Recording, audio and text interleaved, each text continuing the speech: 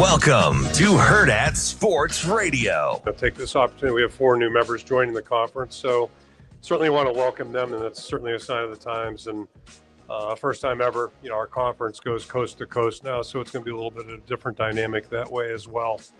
Finally putting 2 great emblems together, UCLA and the Big Ten. We're a school that's won, 123 championships, so this fits us being right in this conference. A few years ago, you sent out a tweet that went viral, fair or unfair, about your smoked Easter brisket. Just curious if you're still working on your barbecue skills out in LA. I need to improve my photography skills, not my barbecue skills. So absolutely, I got to work on it a little bit this summer. Having Coach Rule this first year and thinking we're all right, we got this foundation, I didn't want to leave and watch it go to waste. It was a big part of me was like, I want to stay here another year and make sure we have that strong foundation and we continue to build on it. I think what we'll see in this new era of college football is the teams that can stay together and have veteran staffs, veteran teams are going to be really good. And I think they've given us a chance to have a really good team this year. So grateful to them. It's been an exciting time for us. It's a great time to be a Husker. Troy Dannon coming in and taking over, I think it's really brought a positive energy to the athletic department. 5 Big Ten championships this year in the athletic department, multiple athletes representing us in the Olympics. Finished 22nd in the all sports standings. And so now it's our time to do our part. We think we have a really good team, and we think that we're a team that people are going to have to deal with this year. And I've liked the way that they've worked. We finished the semester with a 3.241 cum GPA, the highest in school history. The guys are getting it done in the weight room. They're getting it done in the classroom. Now we've got to get it done on Saturdays. So with that, I'll take your questions. Good morning. Welcome into Hurrdat Sports Radio, AM 590, ESPN Omaha, ESPN Tri-Cities. We're live on Twitter, Facebook, and YouTube, as well as live from Lucas Oil Stadium here at Big Ten Media Days. I'm Ravi Lulla here with my guy, DB. What up? What's up, man? How we doing? Oh, we're doing all right. Do you feel like the camera is close? I feel like it's awful close. I don't know. I can't really tell. You're not sure? I mean, I'm looking at yours. It's further away than it usually is because we usually got the ones like right up here in our face, See. Yeah. It's a little better, Don't have to worry about adjusting our little webcams. Oh, yes. Yeah, yesterday we were kind of diagonal. We shot it from the long way. That's true. We had I believe they call it a long angle when in the biz. Yeah, whatever. They probably don't actually. I don't know anything about that. Oh, he finally moved my trash can. Dang it. People love the long shots. There was my man, Money Mike. He sent me a text. He said, I dare you to move that trash can in front of the Iowa logo.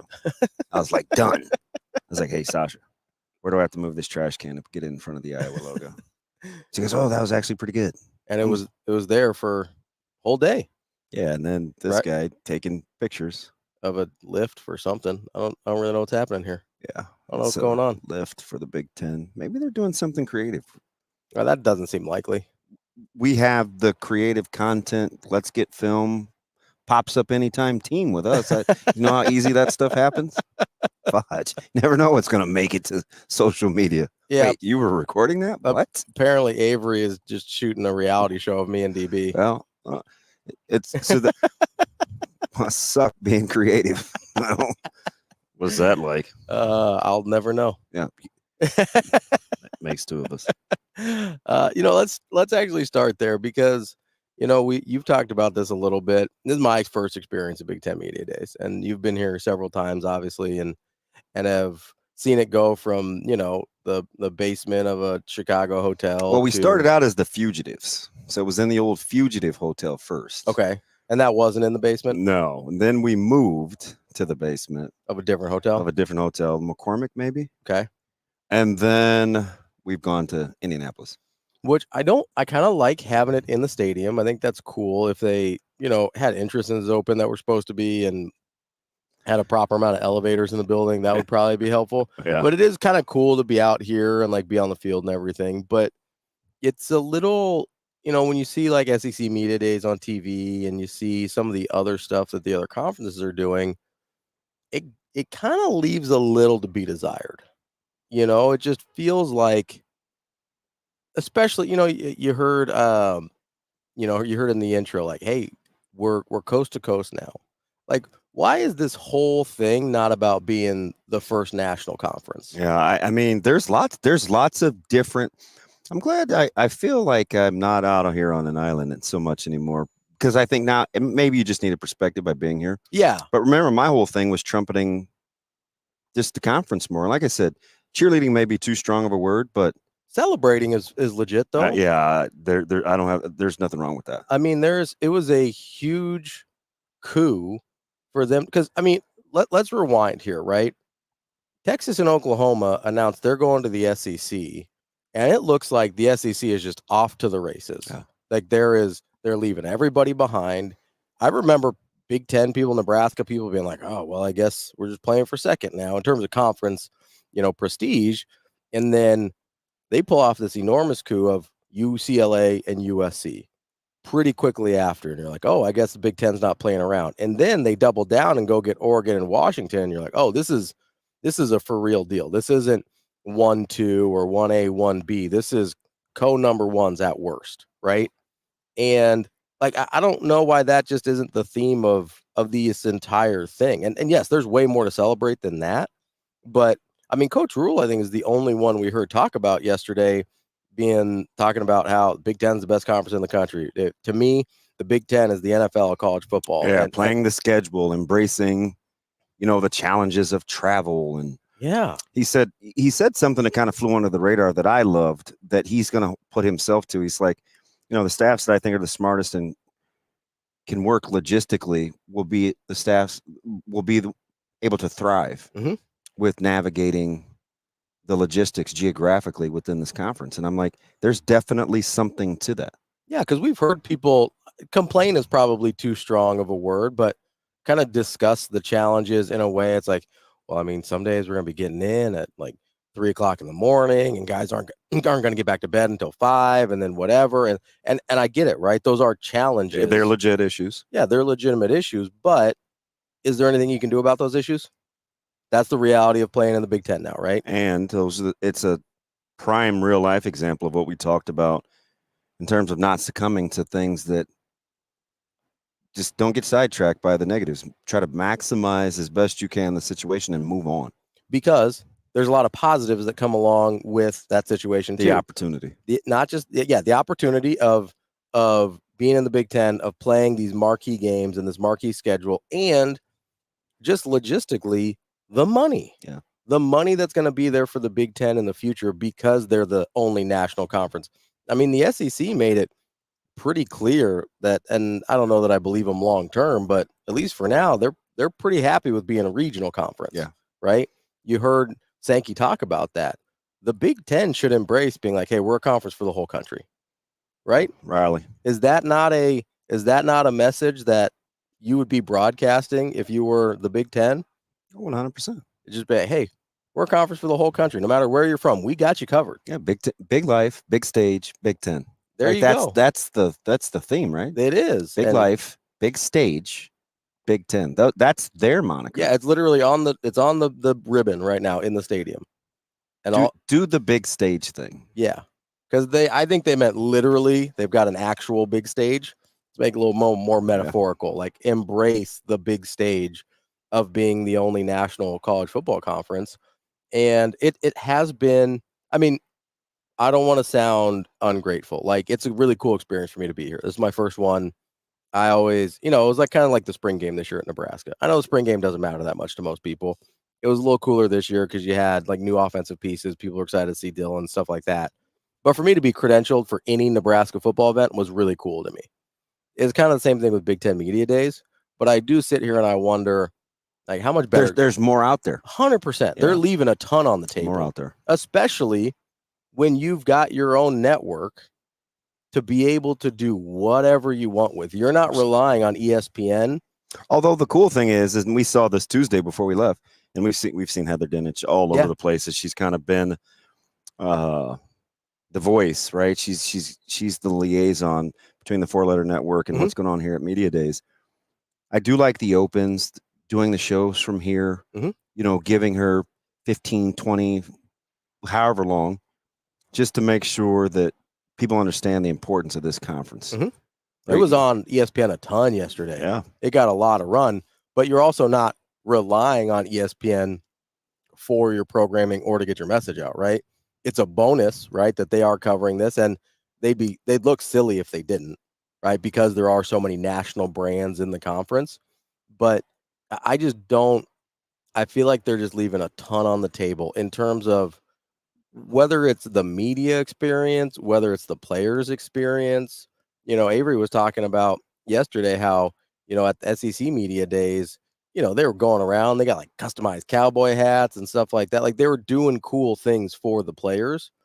And I just, maybe I missed it because I'm not doing the same stuff as the players are doing, obviously, but it doesn't seem like there's a lot of that stuff to make it a memorable experience for the people involved. I know it can be a long day for media. Did you get the sense that it was a long day for coaches and players? 100%. Yeah, there's a lot more that goes on than 100%. By the end of it, you can kind of just tell. And some folks that were hangry, weren't they? And I mean, I'm glad that we got not just the people in our crew. I met the players, like, no, it's snack time. Remember that was the infamous line yesterday. It was 3:30. I mean, these guys are ready to refuel. Especially with the Nebraska guys that are used to being on, Kristen's like German like train schedule, right? Like where it's just like, hey, they run on time, and it's a totally different thing there. But yeah, I'm glad that we got at least, for our guys that we got them early because, we were the first people to get Coach Rule. We were first or second for Gifford and Ben Scott and Ty Robinson, which you got Gifford yesterday. If you had issues over the air, I think there was a little cutouts. You can get Gifford either in the YouTube or on the podcast from yesterday. And then we will have the Ben Scott and Ty Robinson interviews in today's show. We did them yesterday. A little peek behind the curtain. Sometimes you pre-record stuff, guys. It's okay. But that's when Nebraska was available. So we'll have that in the show for you today to make sure you get it. Yeah, a lot in there. Pretty good stuff. Oh, 100%. Really good stuff from all three of those guys. Obviously from, Coach Rule is always great. But I kind of felt like Coach Rule is sort of the only one that was here that was trying to do what we wanted in terms of what we're talking. Speaking for the conference on the national stage. 100%. Yeah. And being sort of that's a good tell. Like kind of being the spokesperson for not just Nebraska, but the conference as well, and championing the conference and what it can bring to the table. We talked about this a little bit yesterday. It just feels like there's a tension a little bit between who the Big Ten used to be, kind of the athletic Ivy League is sort of how I like to think about it sometimes, and who they've turned into in terms of this national athletic conference. And that doesn't mean you can't still care about academics, right? That we heard Coach Rule talk about it yesterday. Highest team GPA in history. Being good at sports or caring about sports doesn't mean you can't be good at school, right? Those are not mutually exclusive items. I don't understand why they can't be like, hey, we want to be excellent in everything. Today is about football. That doesn't mean we care less about academics. And you touch both coasts. So the only conference that does, I mean, I guess the ACC does, but nobody cares, if I'm being honest. Well, you're going to have a fit if Miami, FSU, and my dark horse in Louisville, any of these teams make some noise. Oh, it's not that, because those are like in the footprint, but like Cal and Stanford aren't doing anything. Oh, by the way, that's where Stanford landed. How about that? I know. I mean, SMU's the one that gets me. I'm like, oh yeah, SMU's an ACC and they're quietly going to be okay. Yeah, they're not bad at all. Maybe a thorn in the side for somebody. You can bank on that. I like Rhett Lashley. I think he's a good coach, and that was a good hire for them. And I have this weird fascination with SMU just from the whole death penalty deal. Pony Express. Yeah. But it's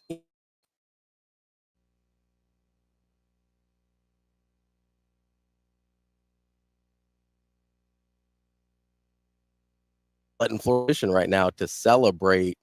Like the Big Ten's not in danger.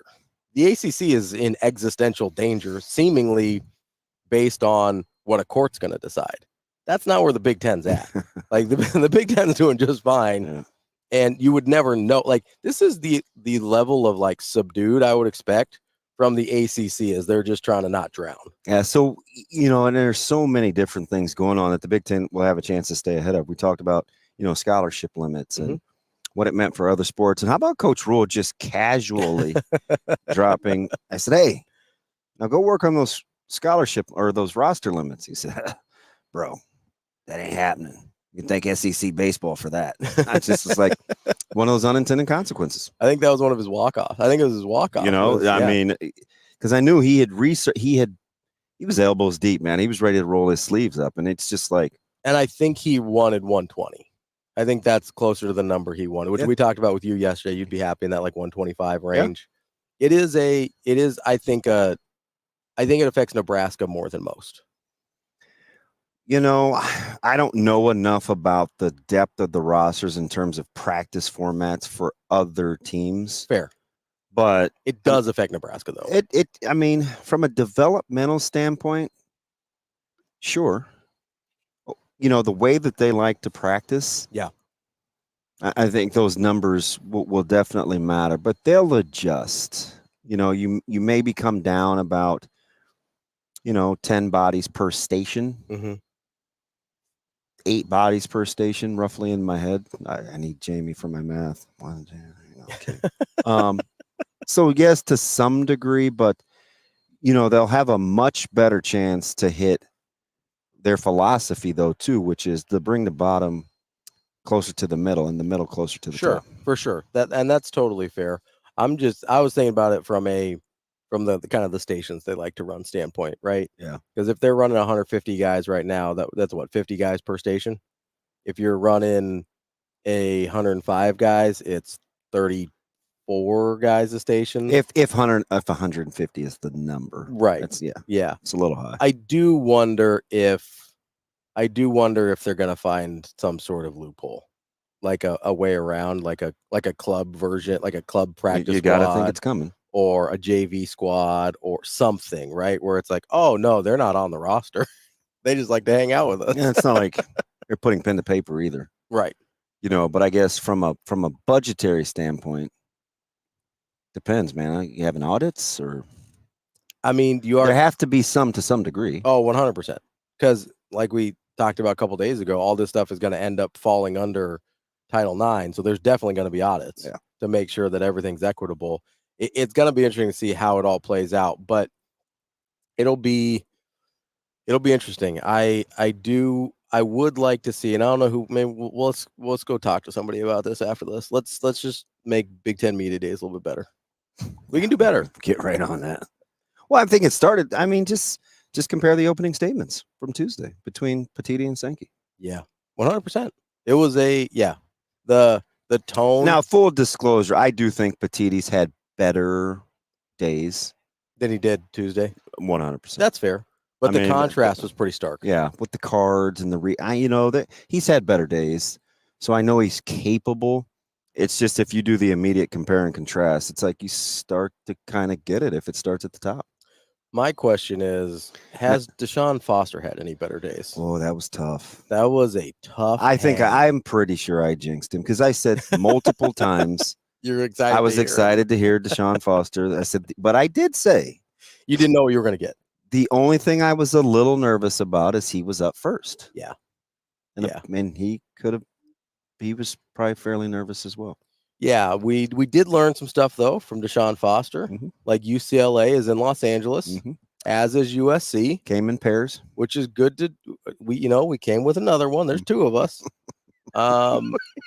It felt like you were counting your friends. Nah, then there'd be 6 of them. Yeah, there's 6 of us. Not like they all 6, 8. What? It's not like it's not like Cal and Stanford. What? That was one of the most awkward things that I've seen in a while. And I'm not sure it matters, but it doesn't look great. Yeah, well, I don't know how their market is, but it took us a long time to recover from opening statement gate. Yeah. And I thought that was kind of petty. For sure. Part of the reason that felt petty was where we were at in the Scott Frost experience by that point. Like it felt like we were sort of just piling on, which we probably were. And, not that I have any history of piling on to stuff. I wouldn't want. No, that's not my style. But I just do not understand. Like, you have to give an opening statement, right? So now they just announce it. Yeah. It is kind of different because they used to give you the kind of the option. Yeah, and most people would you like to make an opening statement? Yeah. Where now it's like, hey, they'll start with an opening statement, and then they'll take questions. Yeah. So I just like, if you're not, and because he kind of, Deshaun Foster came out later and goes, I'm not a big talking guy, whatever. It's like, okay, well, note cards exist. No, I see. iPhones, iPads. I'm not doing that because I think, I don't know. I go back to one of my old boss. He's a good friend of this day. I was with two guys, Alan Murrow and Jay Noddle. Mm-hmm. We were just kind of shooting the breeze. It was after a sporting event. We were sitting down talking about life, this, that, and the other, and we talked about public speaking. And both of them, if you can command the ability to speak publicly, you're in the top 5% of folks that do business in the United States. In any field, yeah. And I was like, the whole public speaking thing, I think I can handle it. Yeah. Right? Yeah. Like, so I know it's not easy. It's not. That's why I'm giving some grace. If that's not a strength of yours, give yourself a crutch. I think you're better. I mean, me personally, I think because I don't. If you already struggle to communicate to large groups or first time or jitters or whatever, I'm not so sure notes always help, because there's an art to reading and talking. It is definitely a skill. It's not something that's like, oh, if I forget, I can go back to it. There's something to glancing, talking. Go back and watch Petitti's opening statement. No, I know what you're talking about. I do. But my argument is it worse to be awkward reading a card or to just freeze and act like people from the Midwest don't know where Los Angeles is? Yeah. That's my argument. It's I get that it can look super I'm just awkward. Not sure that note cards trump the nerves, because maybe they don't. Because how would note cards help you understand that people are aware of where UCLA is? No, you're right. My only thought is, if you got note cards, worst case scenario, you can be awkward, but you can just read your opening statement. Maybe he wouldn't have addressed that UCLA. Somebody could have just said, hey, let's just assume we're in Indianapolis. We're not in. Yeah. Where would you be if you didn't know that UCLA is in Los Angeles and you're following? Definitely a different country. So still in the United States, though. Not in the United States. Yeah. Different country means not in the United States. So I would guess somewhere Nepal. If you're in Nepal giving a press conference, maybe. Okay, Brad, puke face, eat off turtle shell. Maybe you're just hey, I want the knife.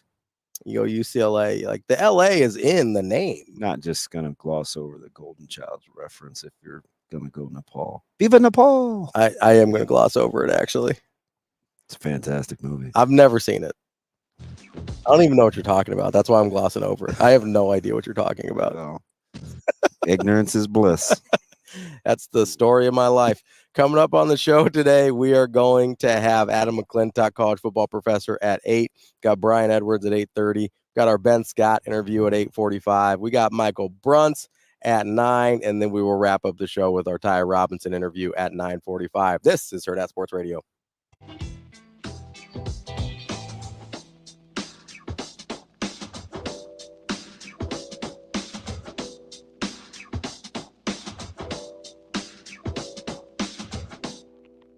We will be back.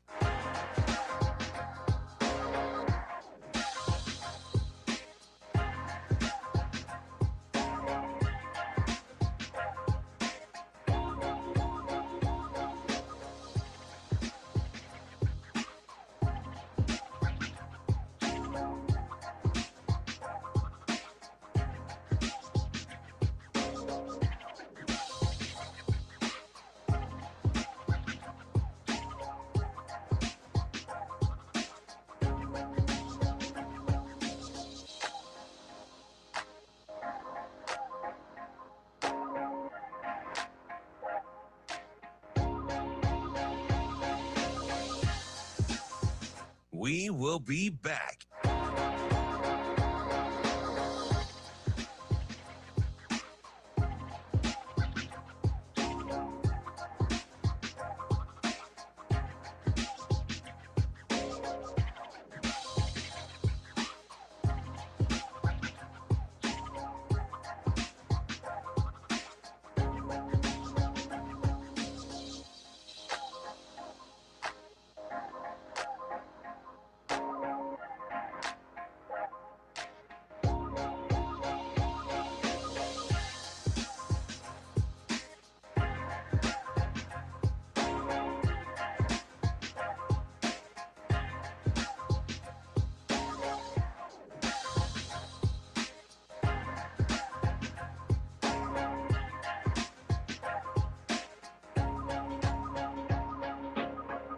We will be back.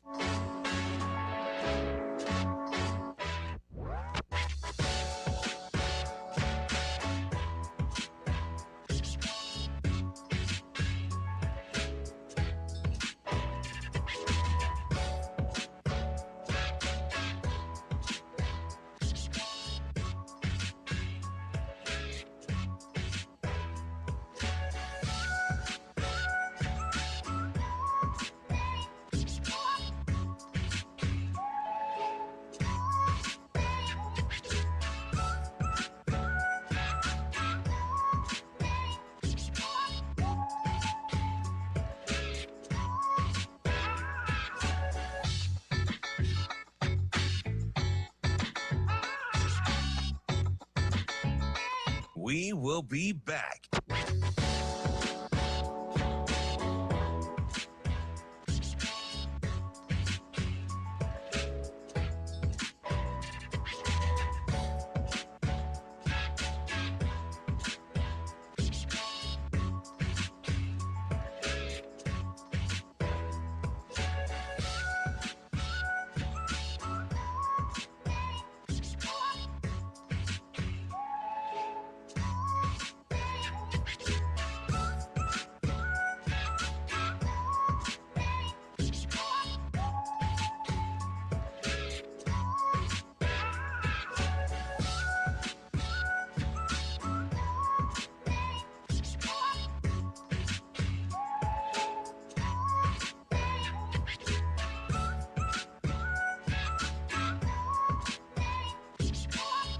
We will be back.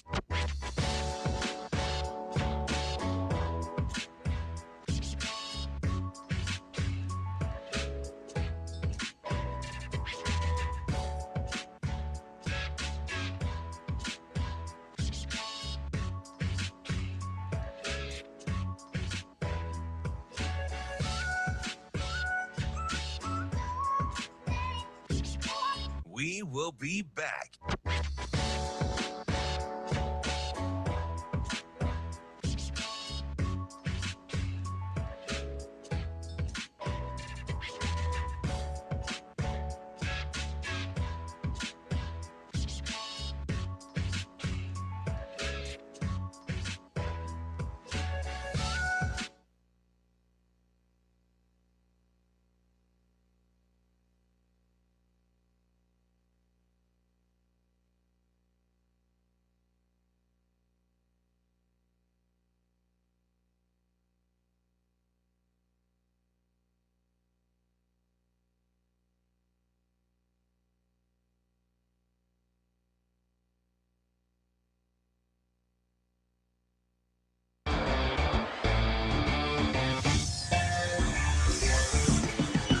You're listening to Hurrdat Sports Radio.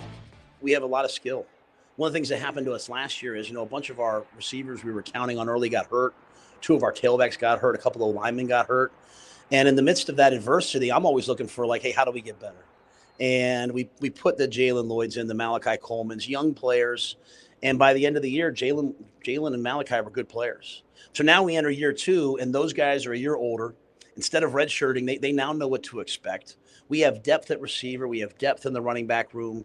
We went out and recruited some really good players. We brought some guys in the portal like Isaiah Nayor and Jamal Banks. So we have a deep receiver room, and we have a deep running back room. We have a veteran offensive line, and we have 3 quarterbacks that we know can play. And so I expect us to be great on defense, and I expect us to make a real jump on offense.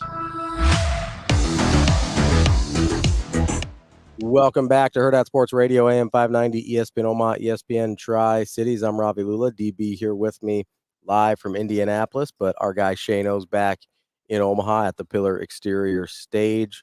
One of the things I appreciate about Rule is he says, we often call it saying the quiet part out loud, but he says things that he knows people can use to keep him accountable.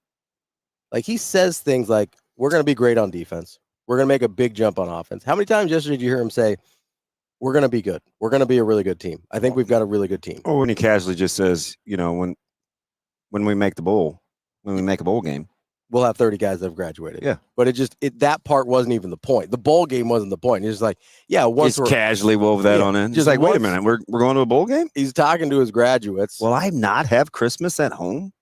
God, I hope not. No offense to your family, but wow.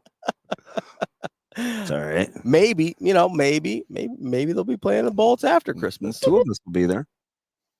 Who? Out of my family. Oh, yeah. I don't know, man. I mean, I was like, I'm not going. It's about as bad as my out of the country question. Oh, so like in the U.S.? I'm glad you crack you up. Here we go. No, but he is. There's a lot of guys, a lot of coaches especially, that try not to get pinned down with anything, right? They want they're like you claim I am. They're a little slippery. A little slippery. How about how he didn't even pass up? He didn't even bat an eye with our GPA lady. Yeah. To round 2, deflect the compliment and not pit it against the other coaches as if to, because she did. Oh yeah. Hey, she said it twice. You're the only coach twice, which is now the number of years that she's put Coach Rule in that position. And he's like, hey, I'm sure. Well, I count backwards. Count the fingers that are down. It's like, so out of the country. Just and he's like, hey, I'm sure my colleagues, our peers, the other coaches, they're proud of their team's accomplishments too. Yeah, academic accomplishments. Yeah, right. Yeah. So it's just like he's just so gracious in bringing in everybody else to the fold. Well, what did he say when he was with us? He talked about how he doesn't like to talk down about people. He doesn't like to say things that aren't kind about people. I don't remember his exact words, but that was the gist of it, right? And that's a great example of it, because if he hadn't addressed, did anybody else congratulate or welcome the other teams to the Big Ten that was a coach? I don't think so. Not that I heard. It was in his opening statement. It's the first thing he said, wasn't it? It's like, wow. It was the first thing he said. And it's little stuff, right? If he doesn't say that, nobody notices, right? Nobody notices they didn't congratulate the other 4 teams. If he doesn't say that, I'm sure the other coaches care about their academic progress as well. He has mastered the art of being disarming. Yes. Because immediately it goes from, okay, like where's she going with this question, to, oh, we're going to get a good Coach Rule answer out of this, right? But it's not so much that he just doesn't say things that talk down to people. He actively gives answers to make sure nobody else is talking down about people either. Like, that's why he's a good leader. One of the reasons, there's a lot, but that's one of the reasons he's a good leader, because he won't even let other people's minds go to a place that they naturally might go if it means it might reflect poorly on others. Yeah, 100%. I just think, and Giff kind of slid this in, and our listening audience will hear it later on from Ty and Ben Scott. It's modeled behavior, because you can't hear what those guys will talk about when they talk about camaraderie and lifting other guys up and the young guys, and how they get excited about talking about rotations. Mm-hmm. Like, pay attention to that. Those are guys you're talking about. Those are 2 starters that are getting giddy about talking about rotations. Which means giving up some of their snaps. You can't. Like, I can't put too fine a point on that. Yeah, those things just don't roll freely off the tongue. Yes. Unless that's what's natural to you. Yeah, unless that being is other-centered. And I care about you because we're moving in the same direction. I care about you because you're a human. I care about you because you're my teammate. And I care about you because I care about Nebraska. You heard that too. Well, what did he say in his opening statement? The teams that stay together and the coaches who keeps their staffs together will have the best opportunity to have success moving forward. We've kind of the message is always consistent. Yes. Regardless of the words that he's using, right? The landing strip he's trying to get that plane on. What did he tell us last year, right? He's like, you're going to get sick of me because he's going to tell you the same thing over and over again. I told you, I think I don't even know if I said this on air privately to you after like the 4th time. It was on a weekend. It's that Sunday that we shot down there. Mhm. And this was early. This was probably like month 3 or 4, maybe.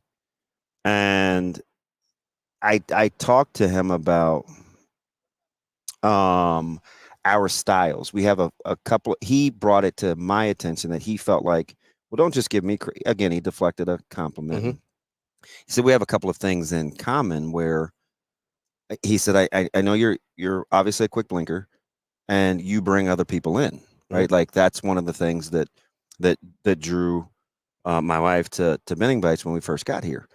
And I said, oh, I said that's whatever. I can't remember how I explained where it came from. And he said, the thing about that is I believe in it. So you'll always hear me address it because it's who I am. I don't have to give it pause or thought.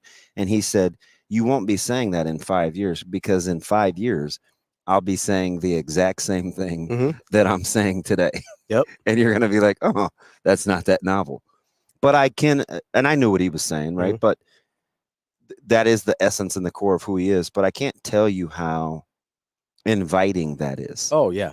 Because it just leaves you wanting more. And then I complimented that with saying he has this uncanny ability to let you know he's capable of walking away at any time.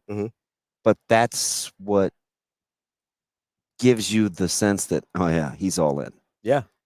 Because he's like, I could choose to walk away and I'm not. And it's your individual choice. Yeah. I care. Well, and he was talking about that yesterday we were talking about the players returning, right? Where he goes, hey, you have to let it be their decision, whether it's recruits, whether it's guys coming back to the team. How about how Giff straightened up in his seat when he talked about coming back? Oh yeah. That was a cool. Oh yeah. But there was a going back to Rule for a second here. It kind of reminds me, you've talked about Tony White's defense, right? And how, okay, you've got year one under the belt. And like, yeah, it's the same defense, but there's going to be new wrinkles, new adjustments, things like that. He again lit up when I talked about that, because I was like, yeah, hey, year one, like film is out, but so are adjustments and building on it. Yeah, absolutely. I mean, he loves the little nuances. He knows that other teams know what they like to do. And now they're going to be able to build on that. Punch, counter punch. And I think when we're talking about Rule and the way he relays his message, I look at it the same way, because to me, he might always have the same themes, but he talks about it in different ways. Yeah. We start off with the foundation. We start off with the 3-3-5, right? And then he builds nuance and counters and he adjustments and things like that based on what's going on. So he may be talking about the same thing 5 years from now. I don't think it's going to sound the same. Yeah, he'll build on it. He's going to make us work a little bit to get to the same point, because he knows, hey, we've set the foundation here of what we're about. It won't be like, it won't be Kipling. It'll be like Nietzsche, or you never know. You never know. Maybe we're going to get a little Bhagavad Gita in there too. It's all on the table. I ordered that once. It didn't sit well. Well, did you order the English version or Sanskrit? Because that might be tough to digest for you. I think it was Sanskrit. Yeah, that's not a lot of people in the world are reading that still, so you might have to find an expert. That's DB. I'm Ravi. Lulla. We'll wrap up hour number 1 here next on Hurrdat Sports Radio.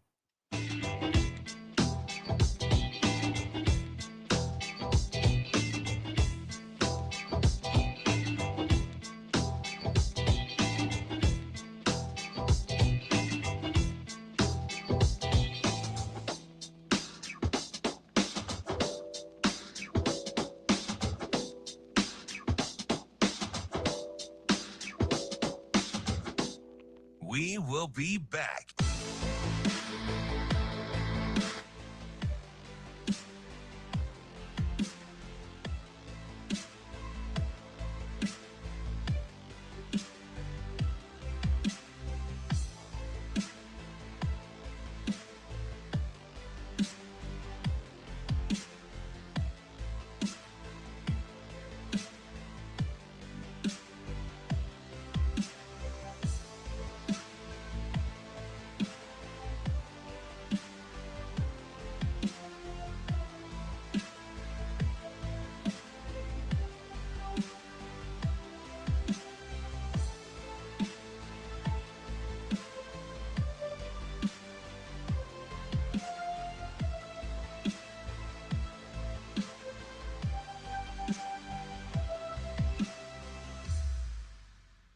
We will be back.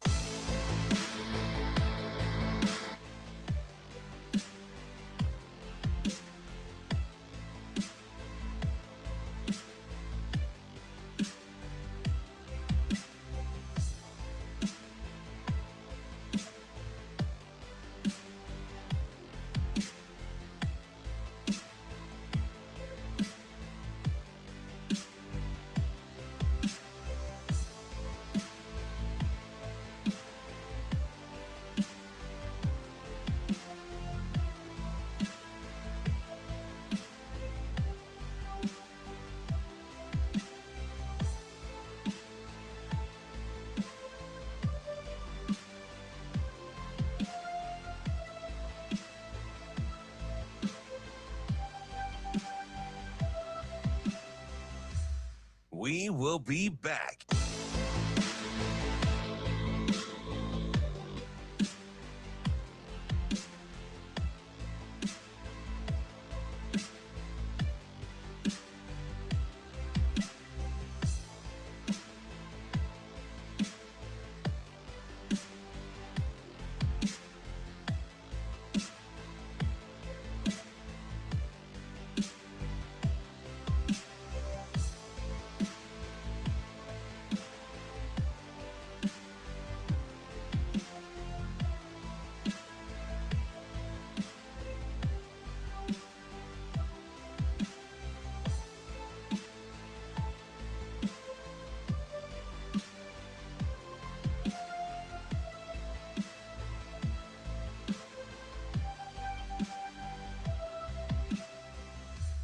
We will be back.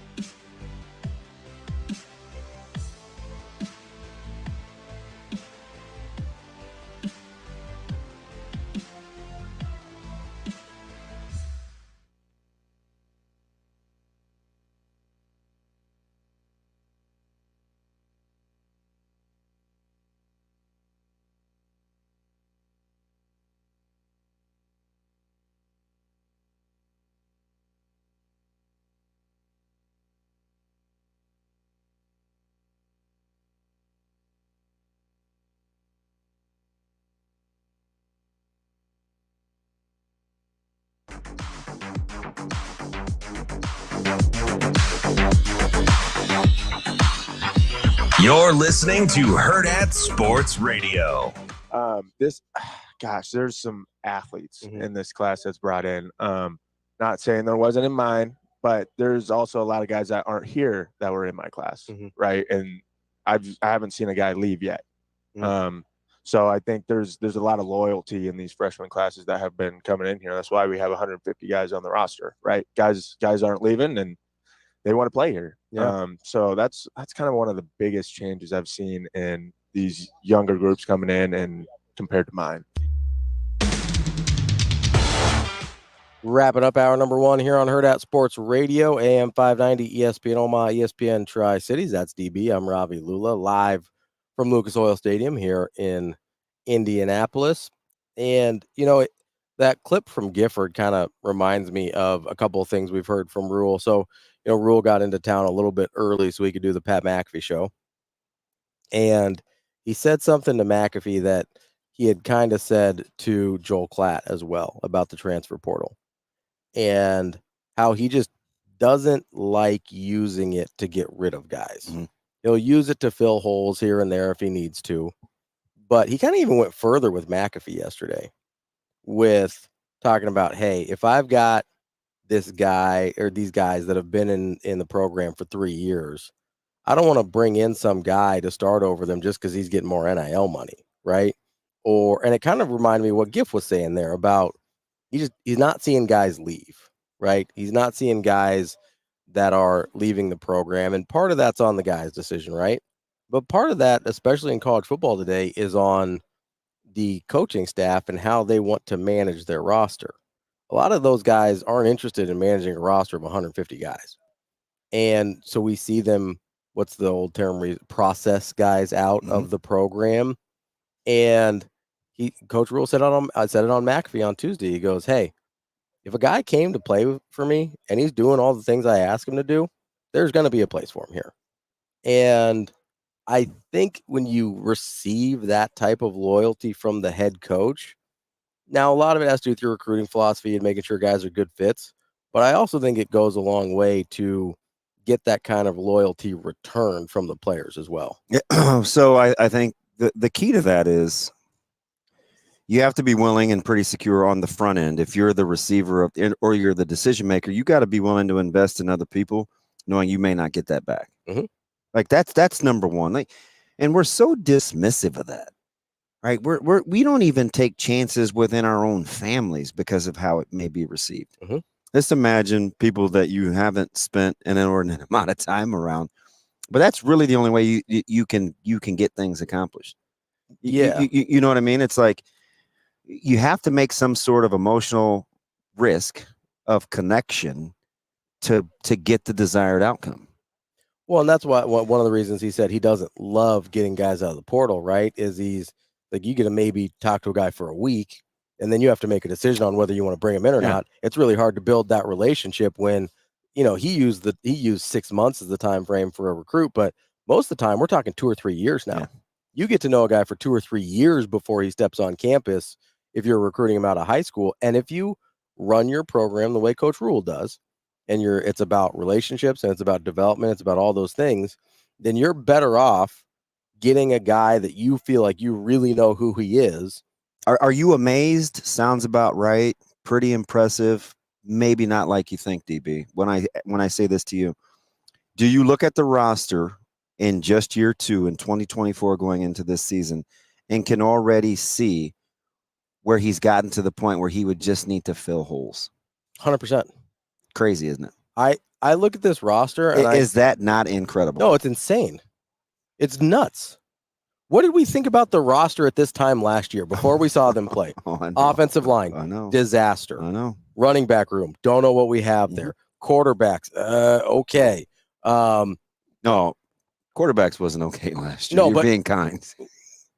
Fair. We looked at the room and we were like, I don't know I hope they don't. Yes.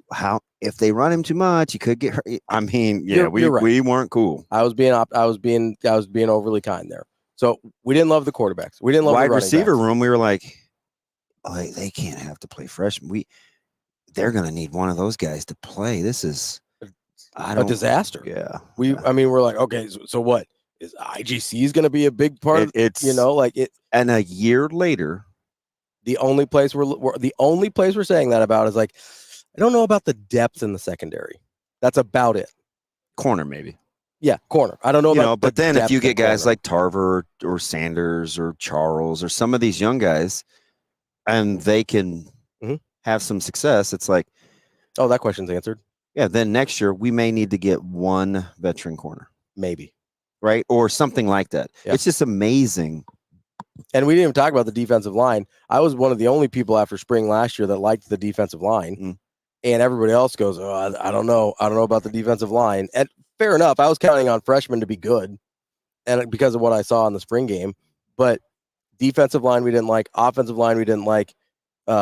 Quarterback we didn't like. If you don't like those 3 spots, you're in a bad way in any football at any level. And I wonder what everybody's – and I don't go by what you said. Certainly they probably don't. But don't go by what we say if we feel like you're in a position where you're just filling holes. Go back and give yourself even at first blush 3 deep. And you're like, okay, I could see some concerns maybe here in this position or this spot. But man, this kind of sets up nice. The only other one is I don't know if we've got that guy at running back, right? That's the only one. That's going to be your thing. I think that's how a lot of people feel. That's fine. That doesn't make them right. No, but I mean, we're talking about the perception of the roster, so we are talking about what people think, right? to some degree, because the problem with that is other people can talk about depth and things like that, but we act like guys can't get better. For sure. But we do that with every other position. Yeah, that's fair. But we look at running backs and it's like, and that position could be. I mean, I think it'll be fine. I'm not concerned about it. It's just weird that one got singled out. It's like you're operating on best case scenario for a lot of positions. Sure. I mean, quarterback included, right? I mean, probably not best case scenario, but you're operating on a good outcome of an unknown at quarterback. And the only reason I single out running back is because that's the only other place that I look at and go, I'm not, but there's plenty of guys there, right? There's depth, especially with Mekhi Nelson being reclassifying into 2024. I feel fine about the depth at running back. And I honestly feel fine about the guys. I'm not like super jazzed up about any of those guys. I think they could all be good. I don't think you're going to look and be like, oh, this guy ends up being special, right? But if they're all pretty good. I love how we fast forward to the extreme. How about just being good? Yeah, if they're all pretty good, then that's great for Nebraska. That's all they need. I'd like for a lot of guys to be special. Yeah, sure, yeah. Just give me 7. Like 80% of college football. Yeah. A lot of 7s. 100%. Well, and that's kind of the thing, right? To get to 8 wins, you could do that with 7s. A bunch of guys being 7 out of 10, 6 to 7 out of 10, get you to 8 wins, right? Like that's not. But I think the reason where I go to special with running backs is because I do think there are guys at almost every other position that can be special. So that's why I make the distinction there, because I look at obviously quarterback, how I feel about Dylan. I think there's guys at wide receiver that can be special. I think there's guys on the offensive line that can be special or are turning into special players. Defensive line, you already know how I feel there. Linebackers, I think there's guys that can be special there. Same thing with the secondary. I think there's guys that either can be or already are special there. So that's why I make that distinction with running back, is because the standard at all the other positions for me is guys that have the upside to be special. And maybe I'm just too down on the running back. That's totally on the table. But that's why I go to that extreme, because I have mentally, I'm like, I think there's that upside at every other position group. Yeah. I like the fact that we don't really know the relationship between good offensive lines and how good a running back needs to be. 100%. Running back is just the one position I feel like we know exactly what we're looking at if somebody's a set apart. Sure. We don't really know the range of good backs. That's fair. But we do know if we see one that we think is special. Yeah. It's interesting. I think that's fair. I think you can be really good. Do we do that with any other position? I would say, you know who doesn't really get that distinction? Who? Wide receivers. Probably not. No. So because they can look so much different. What's the difference between what's the physical attributes? What's the difference between Stephon Diggs, Antonio Brown, and Randy Moss? A lot of different physical attributes there. Wide variety. Look at their top 3 years between the 3 of them. Probably about the same. About very, very, very similar. Wide receivers can come in all shapes and sizes. I mean, for 6 years, Antonio Brown was best receiver in the league. Incredible. He was the best receiver in the league for 6 years. And it's not like if you're making a guy in the lab that you would come up with. You're coming up with Antonio Brown. Not even a little bit. Right? Right. But the minute we go to running back, we figure we know what we want to get. Though it's not about body size, it's just looking at him, right? Right. Yeah. Right. But I feel that way. I think the only one that I came up with just off the top of my head. We don't do it with quarterback. No, I do it, I think, with pass rushers. Do you? I think if there's I think the pass rusher, I'll look at a guy and be like, oh, he's different. Like he's special. Versus the guy that's like, oh, he's gonna get good pressure. That I do make that distinction with pass rushers. But you're right, we don't do it most spots. Yeah. I'm curious. So Garrett, Khalil Mack in his prime. Parsons. I see it with Parsons. He may not be good at much else, but pass rushing, he's That'll get it done. Yeah, I keep hearing people say he's not good against the run. I mean, I don't know, man. I wouldn't call him special against the run. I'm not saying he's not good against the I'll run. go back and watch tape. But when he's rushing, I'd run at that guy. Oh, okay. When he's rushing passer, it looks different. Coming up next, we got Adam McClintock. He's a college football professor from Matrix Analytical here on Hurrdat Sports Radio. We will be back.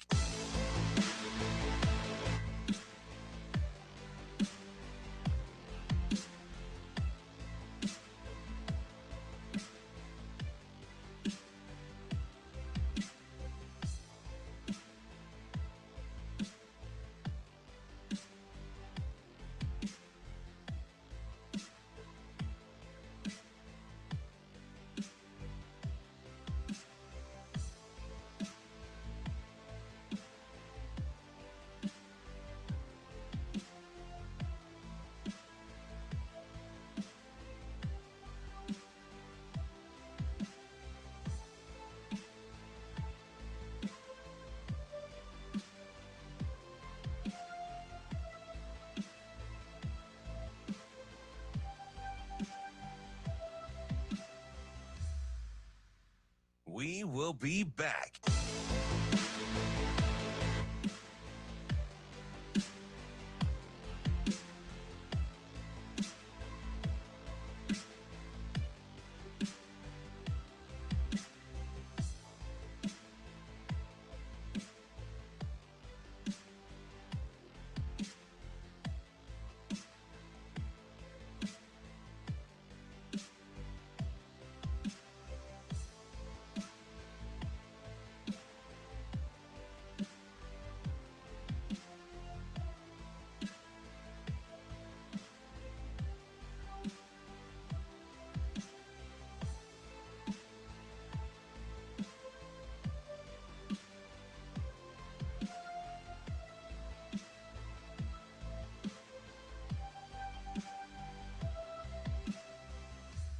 We will be back.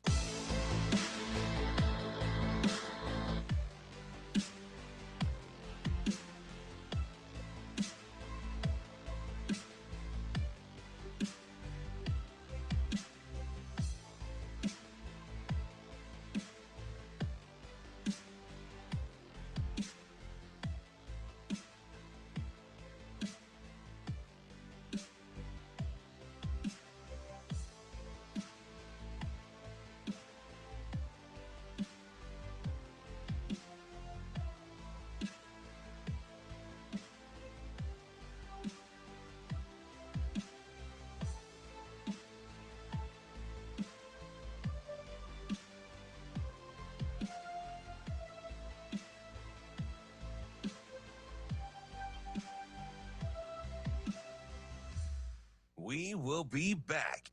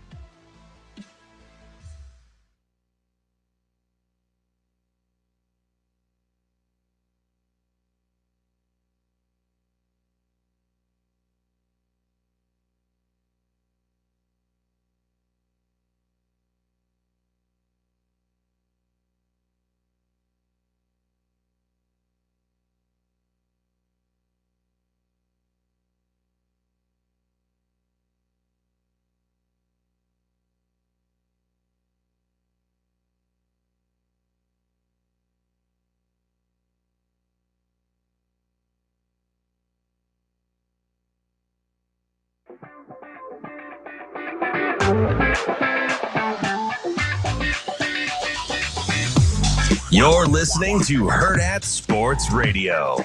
I think you can tell when a team is ready to make the turn in their body language, in the way that they walk around the building. It's just confidence. For young people nowadays, there's nothing more than confidence. You know, there's such a fear of failure. because everything's evaluated. And I think when I walk through our locker rooms and I walk through our weight rooms and I walk out in the field, I see a confident team. I see a team that understands that games are going to come down to the final seconds, and the narrative about close losses, we're going to turn that into close wins. Welcome back to Hurrdat Sports Radio, kicking off hour number 2 here on AM 590 ESPN Omaha, ESPN Tri-Cities. That's DB. I'm Ravi Lulla. We are joined now by Adam McClintock. He's the college football professor for Matrix Analytical. What's up, Adam? What's up, guys? How are you doing? We're good, man. How about you? Besides, I felt bad because you tweeted it out a couple of days earlier, so it shouldn't have been such shock value, but I referenced it a couple of days ago, and then the buzz started again, man. How many times did you have to say, it's just a model? It's just a model, guys. Well, it a lot. Because people...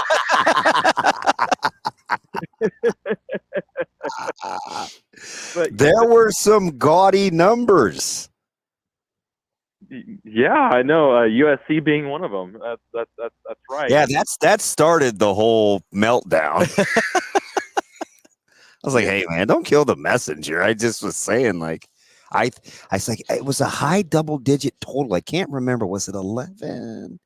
It was even worse than that. It was 12. But when I listened to Lincoln yesterday, were you more on he's a little defensive and having to defend, or quietly he's doing that because he thinks they're going to be pretty good? He would say things like, people that know the program, people that actually know what they're talking about. Like, there were a couple, that's what you get when you coach at USC. There were just a couple of those where I was like, ooh, this is going to be interesting. Yeah, I mean, you get the sense that people are treating USC kind of like they're going to be a mid-tier program coming in just because they had a rough year last year. I don't think that's the case. I think that's why Lincoln Riley was a little, it's got his feathers ruffled a little bit yesterday at times. Did you get that, or am I speaking that into existence? Did you feel like that when he was done talking? No, I felt like he had to keep reminding people that, hey, this is USC. You're not a program. This is USC, and that whole conversation was fascinating to me because this is one of the premier programs in college football coming in, and I felt like he had to keep reminding people of that. I mean, how much of that, Adam, do you think has to do with the fact people feel like he ducked the SEC? I mean, there's probably a little bit of that, maybe, but it's hard to say. But yeah, there's probably a little bit of that. That, along with just how bad the defense was last year, and how much opportunity there was for USC to be good last year with a talent like Caleb Williams, and they didn't come through with it. But man, I'll tell you what, he sure seemed like he had to keep pounding that narrative that, hey, we're the top of any conference we come into, guys. We're still USC. I left when he was done at the podium. I felt like he's going to be the insta villain. I thought I did. I'm like, ooh, if folks got to stand on one side of the aisle or the other, like judging that, I think Lanning's probably like, whew, thank you, thank you, Lincoln, for that, because I won't be near. It just seemed like his stance was the most defensive of the bunch up to this point. Yeah, you're right. And, Lanning hasn't spoken yet, so let's not get ahead of ourselves. Yeah, I know. Because he's very capable, but for different reasons. It's more his bravado. And with Oregon, I don't think anybody will bat an eye because everybody expects Oregon to be great. Well, that's interesting. Do you expect Oregon to be great, Adam? I do. I have Oregon the model has Oregon win 11 games. It does not have them playing in the Big Ten championship, though. Like we've talked before, that's USC and Ohio State playing in that championship game this year, according to the model. So that would be an interesting development, because Oregon, does not play USC, so there's no chance for them to remedy that. And the model actually has Oregon as being the better team. Oregon just has the misfortune of having to play Ohio State, and according to conference tiebreakers with an 18-team conference, that would make USC and Ohio State the two that we've won for the Big Ten championship game. Adam, so let me ask you this, because I know these models do have kind of some variance in them, in the sense of, you've got different confidence levels on certain model predictions than others. My guess would have been, and I know there's some like real volatility in some of these ones, right? And we'll get to one of them because it's a team that DB is kind of higher on than most. But is there any? I would have assumed that there would have been some volatility in the USC number. Is that what you're seeing from the model, or are you pretty dead steady on that one? Well, the model's pretty dead set on it. I mean, there's not a whole lot of toss-up games in there. It's got a. And first, let me back up. A toss-up game, according to the model, is any game within, I think it's 4 points. Okay, the projection in a 4-point spread. The only game it has within a 4-point spread is the first game at LSU. The rest of them, at Michigan, it's got them winning by 7. It has them beating Penn State by 5. It's got them, beating Notre Dame by 5. And I have a lot of problems sometimes looking and seeing what the model sees. But you look at the schedule that USC received from the Big Ten, and it's not that daunting. They get Wisconsin at home, all right?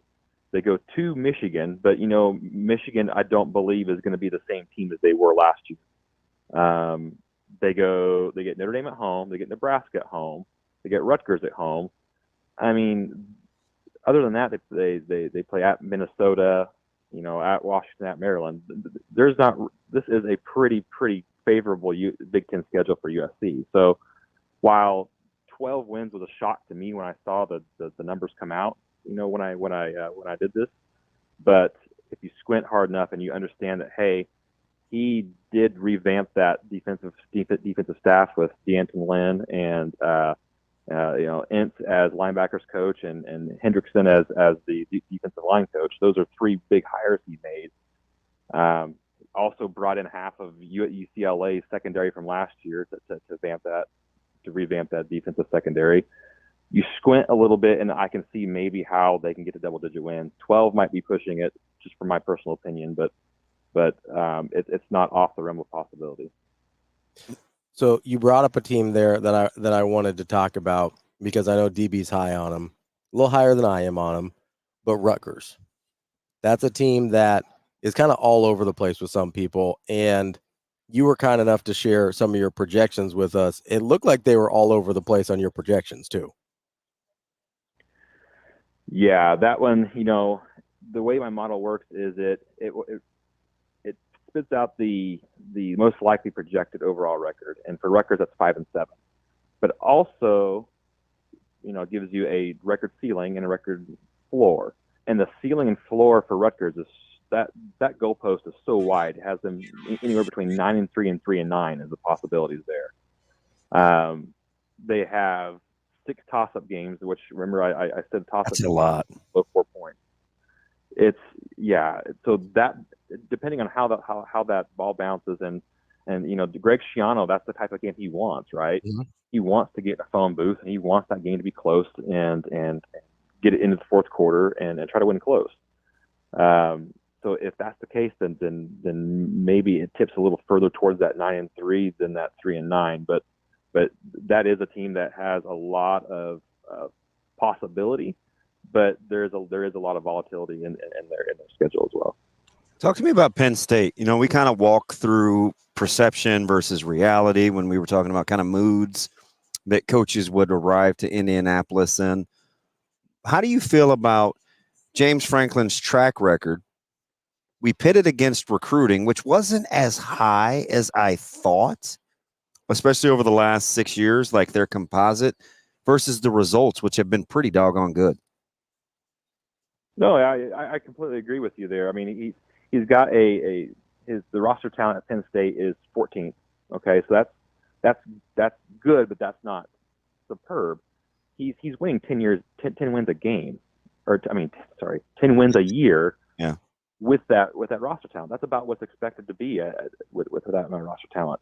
How many teams, how many coaches are beating Ohio State and Michigan on a consistent basis with roster talents worse than Michigan and Ohio State?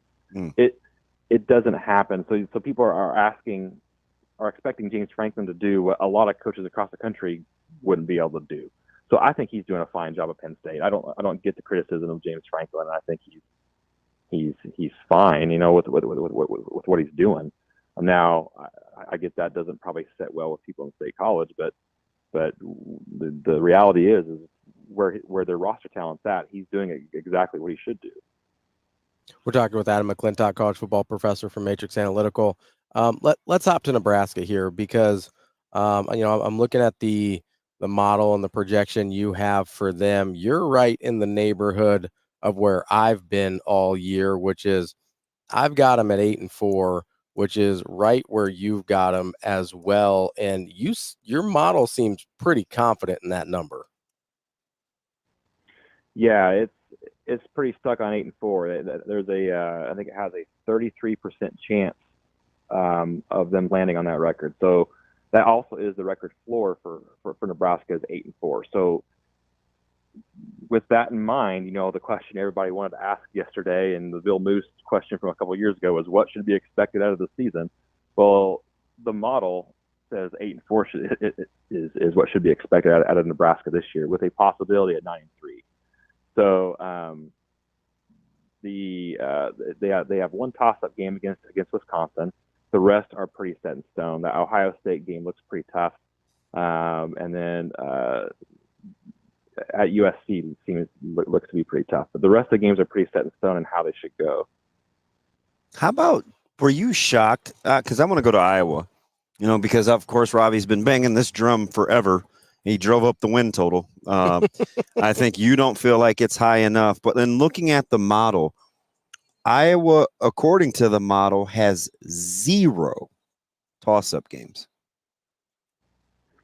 That's exactly right. I don't think people are talking enough about the Tim Lester hire at Iowa. That was now I know that wasn't a front of the mind name in many households in college football, but Tim Lester put together some really good offenses at Western Michigan while he was there.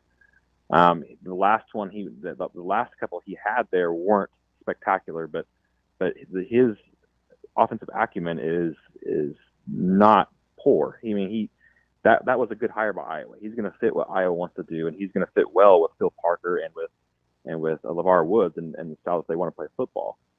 If they can move the ball this year with Tim Lester and with some of the guys they have coming back from injury last year, nobody's going to score in that defense this year, or it's going to be very, very, very difficult to do so.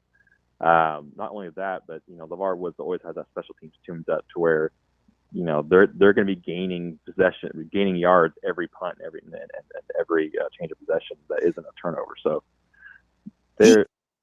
I was shocked. He wasn't as comfortable, and maybe it was his son or how the whole thing kind of unfolded last year or the last year and a half before Brian left Iowa City. He didn't seem like his normal, comfortable self fielding the offensive questions yesterday. Am I reading too much into that, do you think? Well, it just kind of depends on how much say did he have in the offense last year when Brian was there, and how much has Tim taken over and said, no, this is my offense, this is what I'm going to do. I would venture to say that a guy like Kirk Ferentz is always going to have a say in how the offense goes, to some degree. But I think maybe he has less control of what's going on there than he has in the past, and maybe that's where his discomfort is coming from a little bit. I missed that interview yesterday, or his interview the other day, so I'm not familiar with what you're talking about, but that might have a little bit to do with it. That and there has been some some rough off seasons of late at Iowa, so, and they do have a new AD, So that could be adding to the discomfort a little bit as well. Adam, sticking on Iowa for a second here. You're talking about those toss-up games. They've got 0 of them. They've only got 2 games where your projected point spread is under double digits, and they've only got 1 where it's under a touchdown. Like, this is about, as I'm figuring out how your models work and stuff, this looks like about as like rock solid of a projection as you can get, which makes me feel great because I've been banging the drum on 10 wins as a lock for this team, and you've got them at a 11-1, no questions asked. Exactly. And like a lot like USC, their schedule played out pretty well for them as well. They miss Penn State, they miss Michigan. They do have to go to Ohio State, but other than that, they get Wisconsin at home, they get Nebraska at home. They go to UCLA, who's going to be in a rebuild. They go to Michigan State, who's going to be in a rebuild. And they go to Minnesota, who is not maybe the Minnesota we've seen of the past 3 or 4 years. I think they're in trouble. Yeah, Minnesota, they're listing a little bit, aren't they? That boat's showing some leaks. So we'll see how that goes going forward. But it's not the Minnesota of the last 3 or 4 years. So the only game on here that I see could be a little bit more of a challenge than what this is showing is maybe at Maryland. Maryland's always kind of a team I kind of look at. And I know they're losing their quarterback, but Loxley has been a good quarterback coach in the past, a good quarterback developer. So we'll see what Maryland fields this year. But Iowa's schedule, it sets up perfectly for them to win double digits and get to 11-win mark. Now, let me give you 2 more. They both don the purple. One's in Evanston, and the other is up there towards that Seattle area. Let me start with Washington. Obviously, I felt like they made as good a hire as they could in Fish. I mean, rumor has it, with he in the relationship, he almost got John Butler. If you listen to some in the coaching circles, before Coach Rule was able to snag him because of their past relationship. What do the models tell you about Washington? Washington lost a lot of production off of their team. They're 133rd in the country in offensive returning production. That's a hit. They're 91st in the country in defensive returning production. That's a massive hit. So basically, Jed Fish is coming in there, new coaching staff, basically a new overturned roster, going into a new conference, playing against new teams week in and week out. It could be a humbling year in Seattle. The schedule doesn't look crazy though. Northwestern's at home. They're at Rutgers. They get Michigan at home. They're at Iowa, at Indiana. They get SC at home. They do have to go to Penn State, but I don't look at it and I'm like, but you're right. If you don't have much to work with, maybe that's more the issue. Exactly. And it doesn't have it doesn't have them losing all their games or anything in that realm. It has them going 5-7 with a chance to get to 7-5. But I mean, you look at the games that they do have out of the Big Ten. They got to go. They have Northwestern at home, which the model shows that as being a win. They have to go to Rutgers, fly cross country to Rutgers. Okay, that's gonna be a tough game for them to win. Yeah. They have Michigan at home. That's going to be a tough game for them to win. They go to Iowa, which is going to be a tough game for them to win. At Indiana, which this has them losing that as a toss-up game because that's another team that people aren't talking a lot about. I'm going to try to sneak in Cignetti after Northwestern. Okay. Yeah. That's a good coaching staff, but we'll get to that. USC, Penn State, UCLA, Oregon are their Final Four. That's just a tough.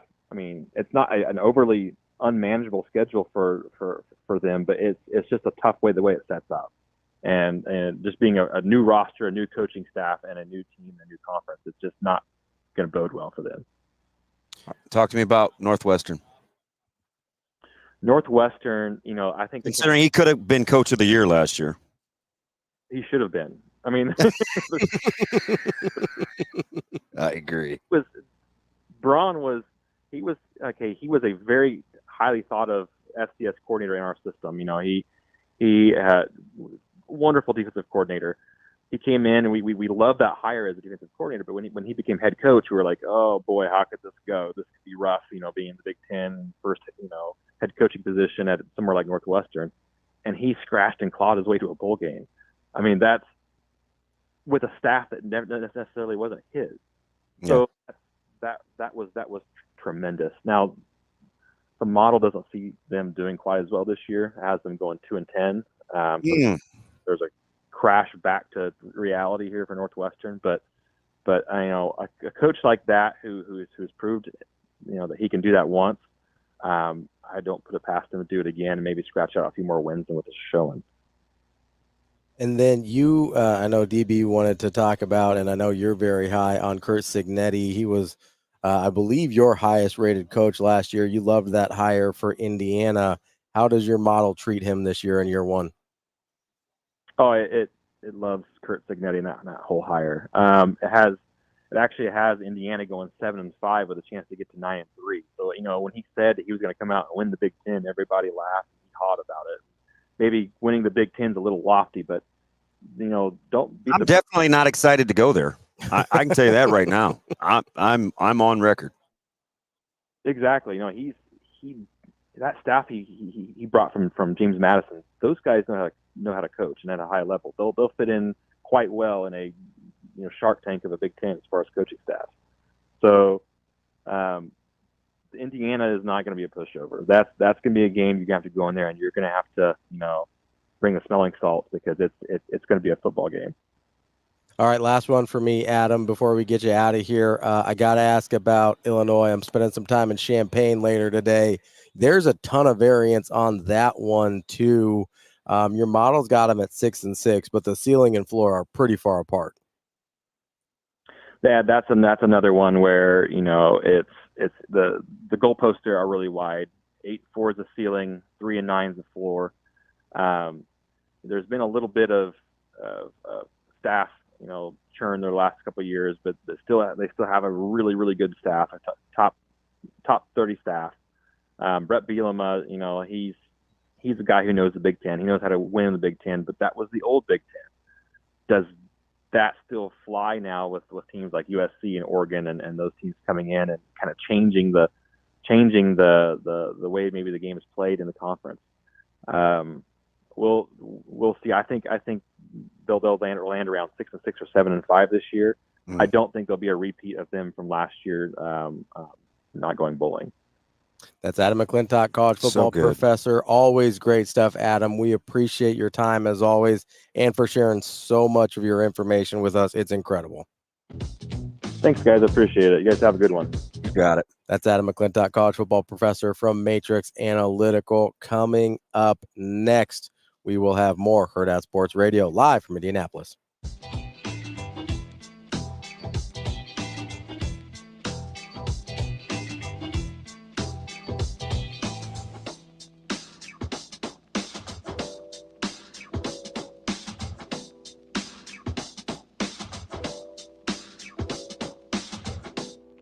We will be back.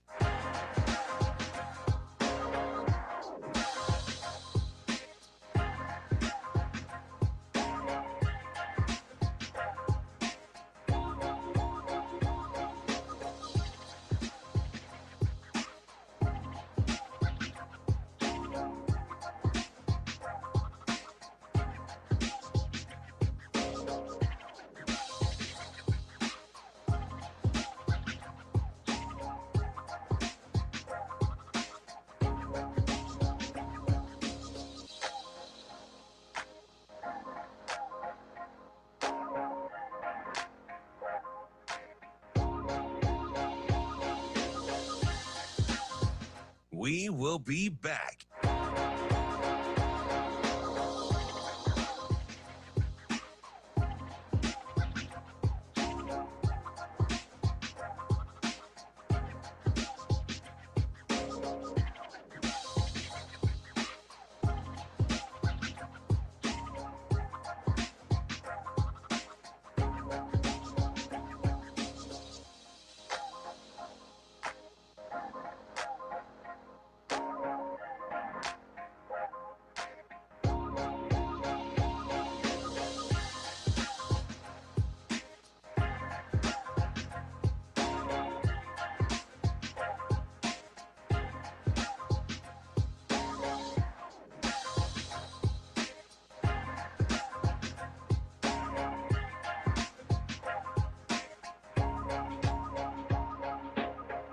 We will be back.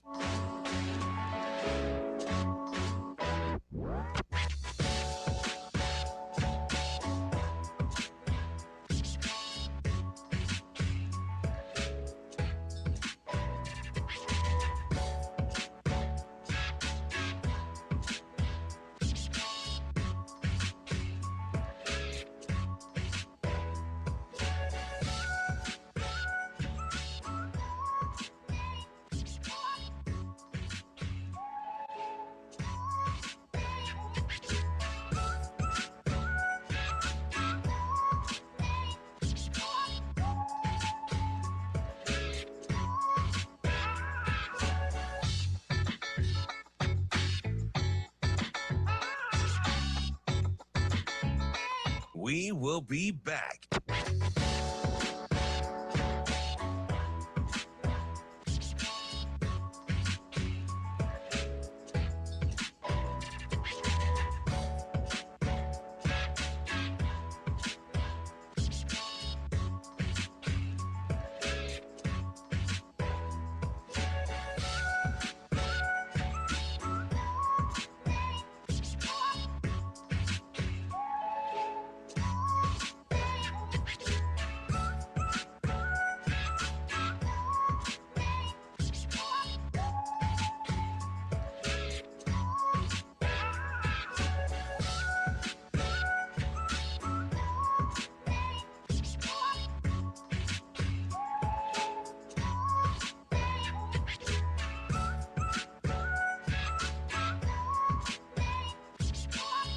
We will be back.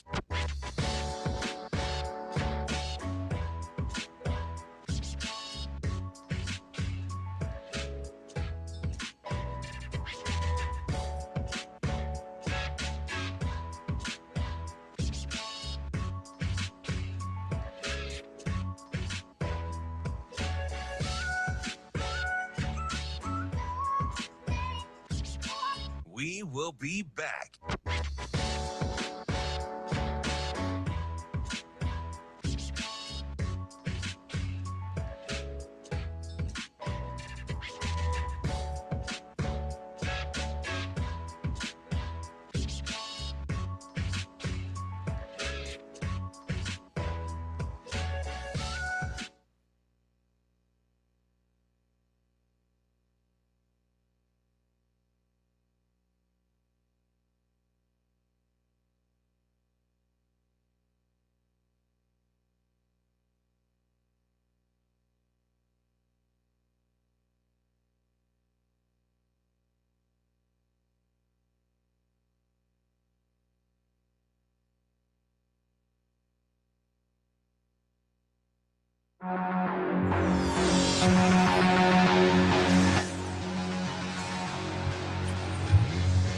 You're listening to Hurrdat Sports Radio. Now, Vegas insider, senior handicapper, and fan of the cold Budweiser bottles, Brian Edwards. It's got to be touchdown, touchdown, touchdown. Brian Edwards. I don't really love it. Brian Edwards. Were they using the cream cheese to butter the bagel? Brian Edwards. I'm going with the cowgirl. Here is Brian Edwards.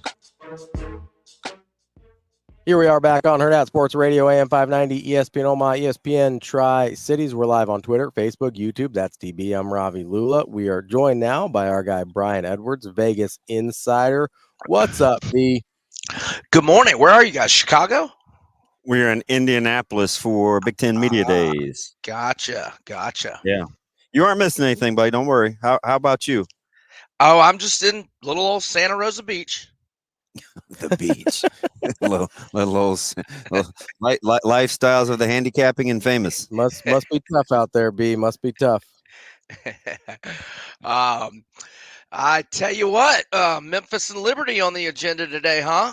Yeah, and a little bit of Louisville. Did you have enough time to break that one down? Yeah. I'm ready to go, man. I mean, Memphis and Liberty might be in the CFP later this year. Yeah, so that's why I wanted to talk about them. I think Memphis is extremely dangerous, and everybody's on Liberty. So they weren't like DB just getting in the weeds. I get the Liberty thing, but I want to get people's attention on Memphis here. Let's start with them. Yeah, and like I think Memphis can lose at FSU, especially if it's a competitive game, and be 11-1 and hopefully get in ahead of Liberty, unless Liberty's just mashing teams, all year long, because Liberty plays absolutely nobody. Whereas Memphis, not only do they have to play at FSU, but FSU's got 2 weeks to prepare, and they also, at USF. I mean, USF came on last year. I think they're going to be pretty good. They have to go at UTSA, and they have to go at Tulane. If they sweep those 3 road games, and those 3 teams have, pretty good seasons, like I think most of us are anticipating, and their only losses at FSU. And then this will be another thing for Memphis. They want FSU to win the ACC. Right, because that strengthens their look. Absolutely. So I think if Memphis goes 11-1, and those teams I just mentioned, FSU, Tulane, USF, UTSA have pretty good seasons, then I think Memphis, again, as long as Liberty's not beating everybody 61-2, I think Memphis should have probably a better argument than Liberty. Good quarterback Seth Hennigan, 32-9 TDI-INT ratio. He's got his top 2 receivers back. They got 30 transfers out of the portal, 13 Power 4 guys. So I definitely lean over on the 9.5 for Memphis, which I just looked at FanDuel was plus 138 to the over. I don't know what books you guys might have looked at for that price. But I definitely lean over on Memphis and might end up playing it. So how many toss-up games did you give Memphis? So I marked them 8-1 with 3 toss-up games. I have them losing to FSU and those 3 road games I mentioned at USF, at UTSA, and at Tulane. Now, I don't think UTSA is going to be as good as they've been the last few years, but admittedly, I haven't really studied them that hard. So, B, let me ask you this with Memphis versus Liberty here, because I totally understand what you're saying, that their abilities to get better wins are there when Liberty's really aren't. Am I not putting enough faith in the committee for them to see UTSA and a win over UTSA and not giving them enough credit that they'll make a distinction over some of the teams on Liberty's schedule and not seeing them as equivalent? Well, don't we get a new committee every year? So I don't know if it's you, Ravi, not giving them credit. I don't know that any of us are going to give them any credit until we see their work. But looking at Liberty's schedule, so flip side for them, I mean, they want App State to win the Sun Belt because that looks like their toughest game at App State. Now, but then, I think Western Kentucky's going to be pretty good, but that game's at home. You would think Liberty would handle that. And maybe Jacksonville, they won 31-13 at Jack State last year, but that's a misleading final. I bet Jack State that game, and I was really irked that game went sideways because I thought Jack State was in complete control in the first half. But anyway, personnel-wise, first off, Jamie Chadwell, probably the most underrated coach in the country. Liberty brings back 8 starters on defense. They only lost 26 lettermen, 18 transfers, 10 Power 4. But their transfer-specific class was only ranked 91 at 247 Sports. But I don't feel like Jamie Chadwell's recruiting has ever really impressed me, but he just always wins. And he's obviously got a big-time quarterback in Kadon Salter and a big-time running back in Quentin Cooley, who had 1,401 yards rushing last year, 16 touchdowns, 6.3 yards per carry. And Salter ran for over 1,000 yards as well and had a 32-6 TDI-INT. So, so I marked 9-0 with 3 swing games at App State, Jack State at home, and Western Kentucky. But I think they're definitely favored, probably somewhat healthily, in the 2 home games. And at App State, we'll just have to see. I know they've got Aguilar, a really good quarterback, talking about the Mountaineers. Yeah, quietly they won 10 a year ago, man. I think Louisville may be a problem, and they will spoil somebody's season in the ACC. What do you say? Well, can Tyler Shuck stay healthy? I mean, has he? I don't think he's ever stayed healthy an entire season. I mean, he was, a hyped quarterback coming out of high school. But let's see, 14 to 11 TDI&T ratio in 3 years and 13 starts at Texas Tech, 13 to 6 TDI&T ratio and 6 starts at Oregon. Big guy, 6'5", 230. So Louisville, number 38 overall recruiting class per 247 Sports Composite. Number 13, though, in terms of transfer specific, 31 transfers, 5 4-star guys, 8 starters back on offense, 7 on D. Win total 8.5, under -150, over +122. I marked them 6-3 with 3 swing games. I have them losing at Notre Dame, at Clemson, when Clemson's got 2 weeks to prepare, and Louisville is not is 1, 2, 3, 4, 5. It's 7th game in 7 weeks. I got them losing at Kentucky, which is either pick 'em or Kentucky -1. But Kentucky's just dominated them 5 years in a row. The swing games, Miami at home. That's another game. Miami's got 2. Miami and Clemson both get 2 weeks to prepare for Louisville when Louisville does not have 2 weeks. And I've also got a swing game at Boston College, but that's a short week game. Louisville will definitely be favored. Maybe a little chilly weather late October in Boston. I think Louisville probably wins that game. And then I've got them a swing game SMU at home, where I think Louisville will be a small favorite. So, they could easily go 2-1 there and be 8-4. I think it's a good number on the total, and I don't want anything to do with it, because what do they have behind Tyler Shuck? Just on the depth chart, I see Pierce Clarkson, actually redshirt freshman, but it looks like he was very highly recruited, and Harrison Bailey, who was at Tennessee many moons ago. I guess he's their third. How is he still in college? Right? Didn't he go out west to, Colorado, maybe before Prime got there? I got to go back and look at that. That's funny you bring him up. That is not where I figured he landed. That's an incredible pull. Well, you know what? Florida was up 31-7 in 2020, the COVID year, at Tennessee, very late, and they were laying, I believe, anyway, Harrison Bailey threw 2 late fourth quarter touchdown passes, including one on 4th and 10 late in the game for a backdoor cover. That's incredible. Oh my gosh, it hurt my soul. Kyle, you are a sicko.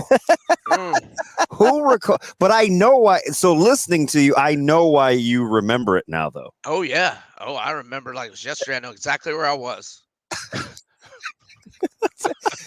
Do you like SMU? A lot of people do.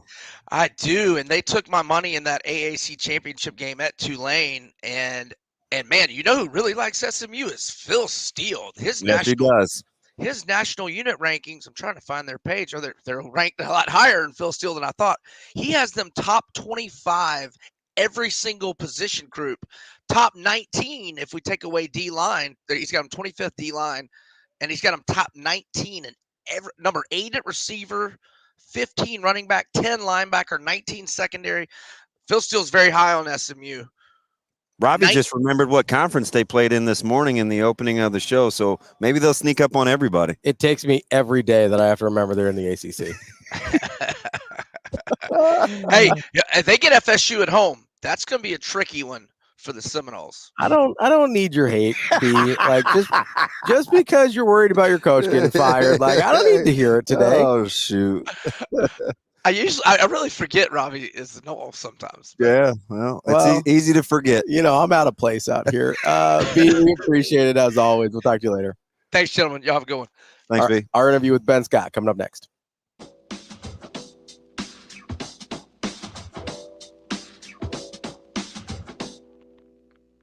We will be back.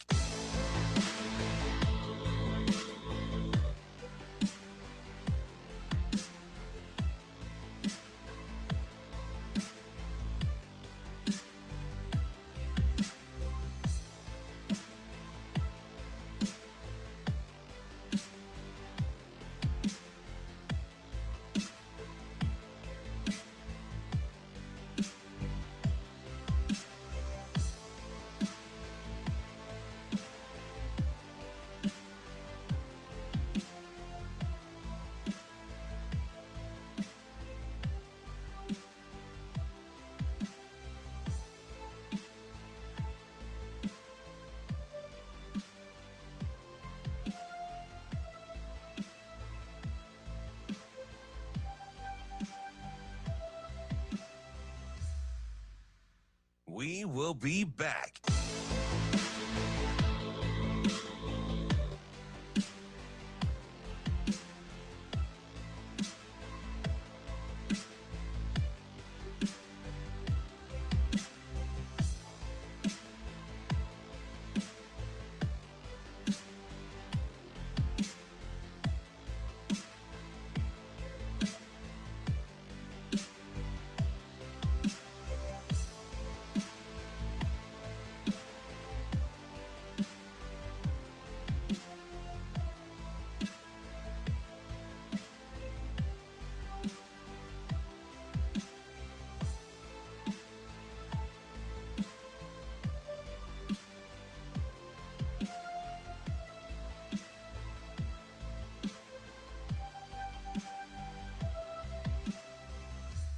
We will be back.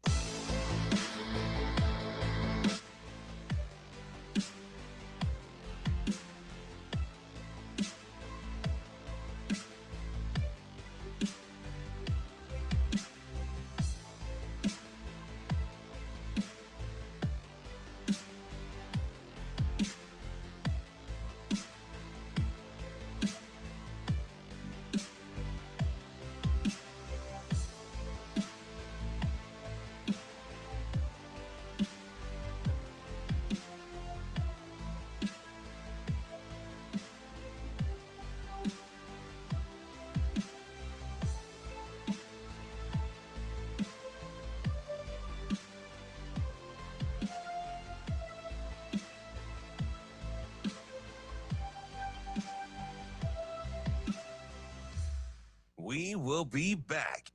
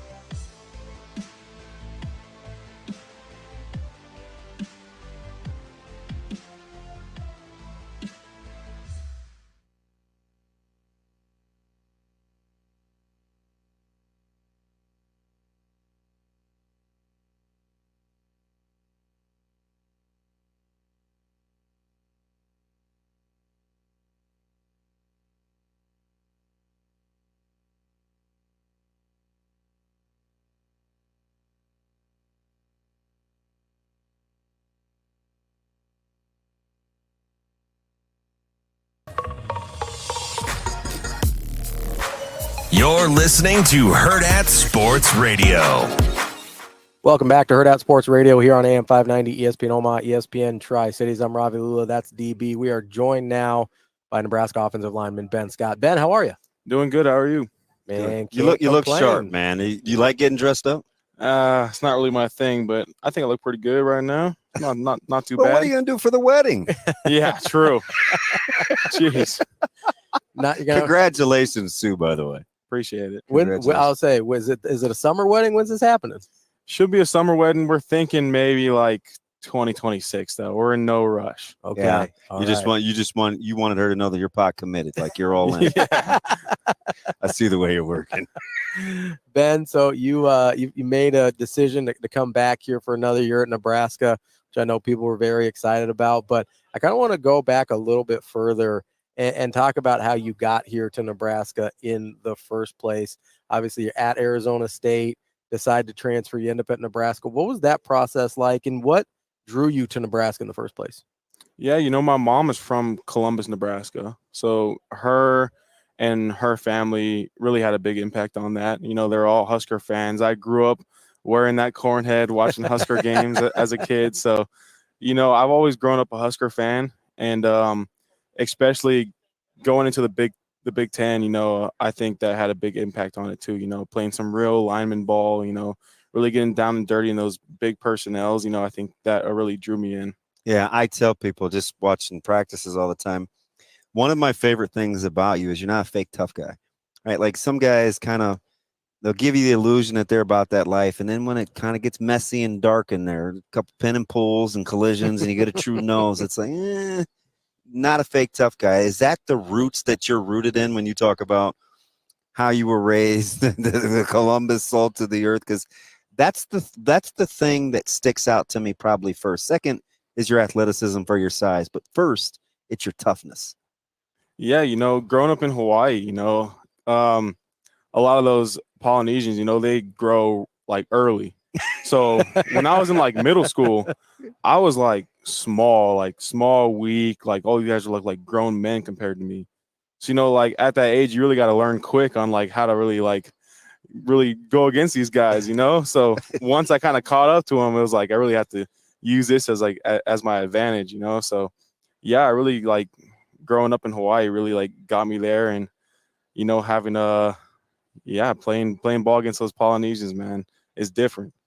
So Ben, let me ask you about your offensive line coach, because I think Donovan Raiola is a guy that sort of fascinates people outside the program because we don't get a lot from him, right, publicly, but it seems like he resonates with you guys at a really high level. Mm-hmm. And I'm just curious, what is he like in the room with you guys that has allowed you to, I mean, DB says it all the time, he thinks you guys are the tightest unit on the team. I do. I imagine Coach Raiola had something to do with that.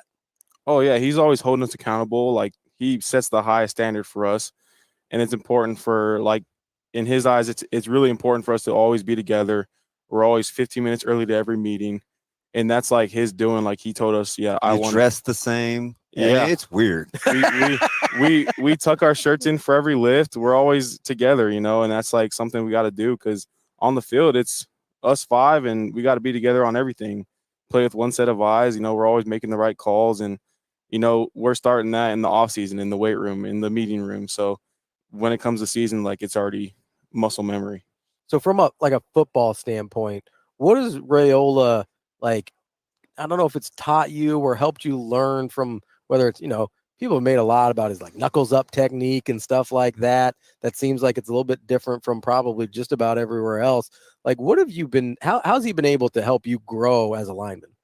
Yeah, his technique is a little bit different, but I think it works. Like, if you really like buy into his technique and you're doing it every day, like, you can really see a difference on the field. And I think going from year 1 to year 2, I'll really feel that difference in the technique being bought into it. And also his way of like schematically, he's more of an NFL guy. So he's doing it like the guys in the NFL do it. And I think that's really helping me. And it took a little while to transition into that. And I think now I'm really comfortable in doing that. And I think it'll be good. I tell our listeners over the last year and a half, one of the things that I admire the most about you is it wasn't always smooth sailing early, right? It was very competitive. And Justin Evans, a lot of these guys, you're like, hey, you could have easily said, listen, I transferred here. I'm the guy. I got experience. But you still had to work into it. You just elevated over time, man. How about that initial month and a half early on when you first got here? How much different versus, hey, I'm just kind of learning? Like, what was the balance in that?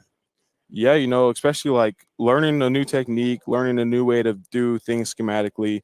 That was big. And, having the schedule that we had compared to what I've been having before. Yeah. Walk our listeners through that. Yeah. At Arizona State, we would go in, like, especially during the summer, we would go in and lift and we were done for the day.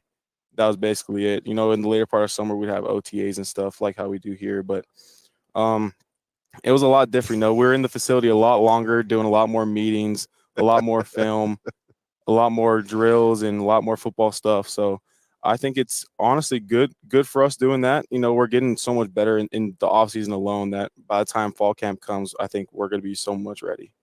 Ben, we talked to Ty about this a little bit because that's another unit where you've got some young guys pushing for playing time. You've got some entrenched veterans in that group as well. How do you balance being competitive with one another, but also rooting for those young guys to be successful? Yeah, it's a job for us too. We're going in there being competitive, but we're also helping the young guys learn and helping them get to where they can be. There's so much potential in all of them, and I think we're going to see a lot a lot of the young guys playing this season. So it'll be important for them to really buy in, and we'll be right there next to them, helping them along the road. So it'll be good. It's so cool watching you blossom, because I'm a big believer, even though I was a running back. I love offensive linemen, but not just because I need help and friends. It's because usually the closer you are to the ball, the better your team is. And when your leadership happens so close to the trenches, like the O-line and the D-line, I'm encouraged as an alum from Nebraska. When you're watching this kind of evolve, where you started, where you've been, what you're expecting this year, how are you kind of managing the emotions until you get there, right? Because you're close, camp's getting ready to open, and I know you guys want to unleash, but you've had to incrementally do the steps along the way. How was that balance? Yeah, it's been great. I think every day we go in the weight room, we do like hard stuff. So it's really like important to have that chemistry going into the weight room every day. We have to. You say that with a smile. It's a lot of hard stuff in the weight room and on the field doing conditioning. So we're really helping each other along the way. Picking them up and really holding them to the standard that needs to be. And I think it's important doing this early. So then once fall camp, the first day everyone's going to be on edge. So we'll after the first day, then we'll be like, we got to get together and we got to really help each other. So Ben, you talk about the stuff they put you through in the weight room and in training and in practice and all these things. And obviously that gets you ready physically, but how much do you think that helps mentally when you get into a tough spot in a game? You're like, hey, we know we can do hard things. This isn't the first time we've been here. Oh yeah. They say it all the time, when it's in the fourth quarter and we're dead tired and the other team's dead tired, we know we had a much harder offseason than they did. So it really goes into your mind, that our offseason was so hard and no one else could have possibly done that. So I think it really plays into our game. If you're a typical good offensive lineman, a lot of times you don't pay attention to the extras around you, right? You obviously understand what happens underneath center, but those skill guys and it's like, it's cool, but it starts with us. But how nice has it been to know that your offense is starting to fully blossom to accentuate what you guys bring to the table? Oh, I think it's great. Bringing in those receivers, and we brought in a quarterback, and we're bringing in all these guys to really see who's the playmaker. And we have so much depth in receiver and running back and tight end. It's going to be great to really see what everyone can do and have that depth to rotate in guys and have some fresh legs out there, and it'll be great. How many guys you think you can play up front on the O-line? Ty says Coach Knighton thinks he can play 9 or 10. How many guys you think could play power 4 caliber football for you guys before it's all said and done? I think we got a decent 9 or 10 as well. Really? Yeah, that's fantastic. Our 2 deep is insane right now. I like the way you say that, right? Because I kind of agree with you, right? Usually it's like you got your starting 5, you got a couple guys that might swing right or left, or they'll be the backups. Right now, we have so many guys that could play, and guys are competing for spots every day. So I think it's really important to have that depth. Who do you like as the young guys, as kind of the leader of your veteran pack group? Who do you like? What young guys do you like? If you count Justin Evans Jenkins as a young guy, then he's all conference caliber at some point. He might be president of his fan club. Yeah, that guy right there. Yeah, he stepped up big time last season, and having him back, another not fake tough guy. He's a tough guy. Oh yeah, guarantee. So Ben, let me ask. So I don't count him. We can't count. We can't count Justin because you love him, and so let's okay. Another young guy. Give me another young guy. I like Gunnar Gatula. Yeah. Local guy. He's really buying in. Technician. Yeah, real technician. He's always out there getting extra work in. You can really see his switch is flipping every time he goes into that weight room or on that field. And I can really see him being really good. Ben, last thing from me. I know offensive linemen, they love their run blocking, right? If you had to choose, do you have a favorite play that you like to run that you just got to go smack somebody's head in? Oh, I like duo. Yeah. How long did it take you to come off and be in sync, right? Because, that's a feel kind of thing, man. Mm-hmm. And I like duo, too. And now you got some guys that can kick some guys out on that backside, too. How long did that take you to get comfy with? Oh, I feel like it's natural. Every O-lineman loves duo. It's just built into him. That's our guy, Ben Scott from Nebraska, offensive lineman. Ben, thanks so much for joining us. Good luck this season. We will be back with more Hurrdat Sports Radio coming up next. We will be back.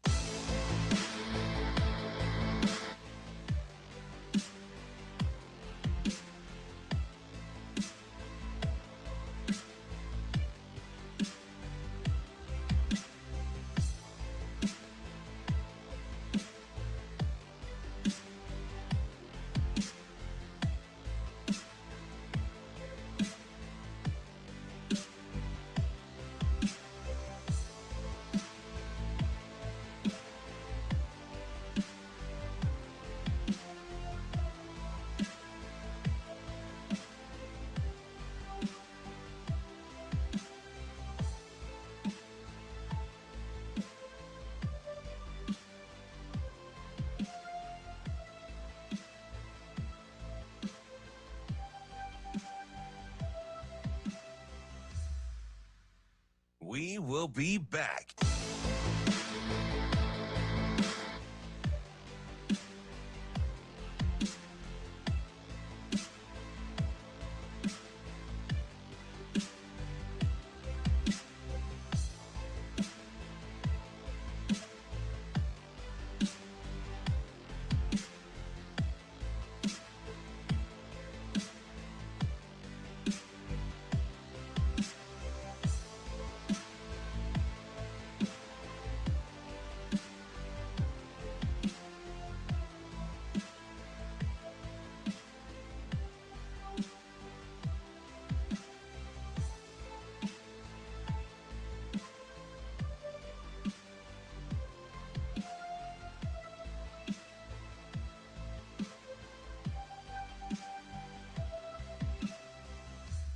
We will be back.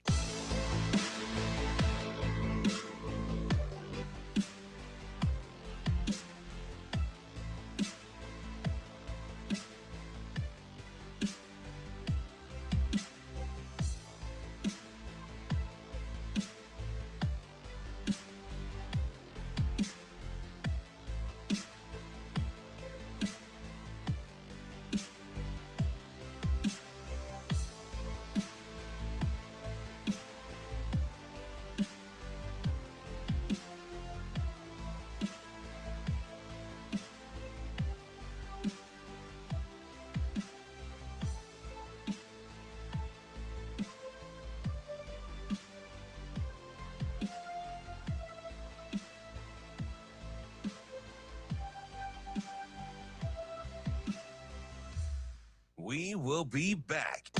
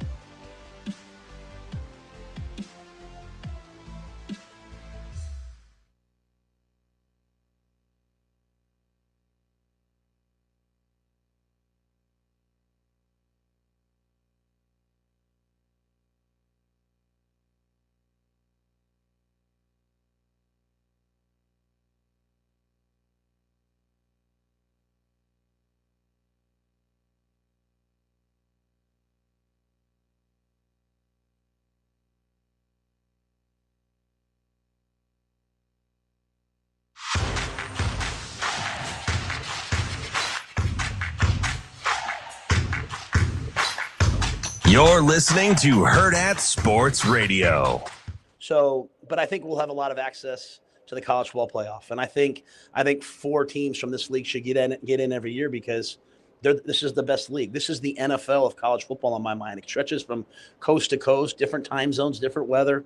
That's not to diminish any other league. The SEC is amazing. These other leagues are great, but the challenge in the Big Ten is going to be really difficult. Travel, weather, and great teams. For us, we think every game's a big game because we're playing in it. And you didn't come to Nebraska because you wanted to play an FCS slate. You came here because you want the challenge of, we get to go to the Coliseum and play football. How lucky are we? And so that's why you come to Nebraska. That's why in recruiting, like, competitiveness is like my number one trait, because I want guys who want to prove it on the field, not anywhere else. Kicking off hour number 3 here on Hurrdat Sports Radio, AM 590, ESPN Omaha, ESPN Tri-Cities, KFOR in Lincoln. That's DB. I'm Ravi Lulla, and we're brought to you by Lawrence Gardens, which is a great escape for families during the summer.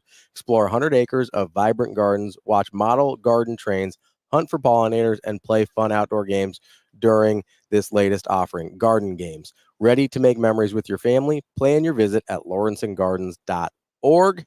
Joining us now is our friend Michael Bruntz from Husker 24/7. Bruntsy, what's going on? Not much. How you guys doing?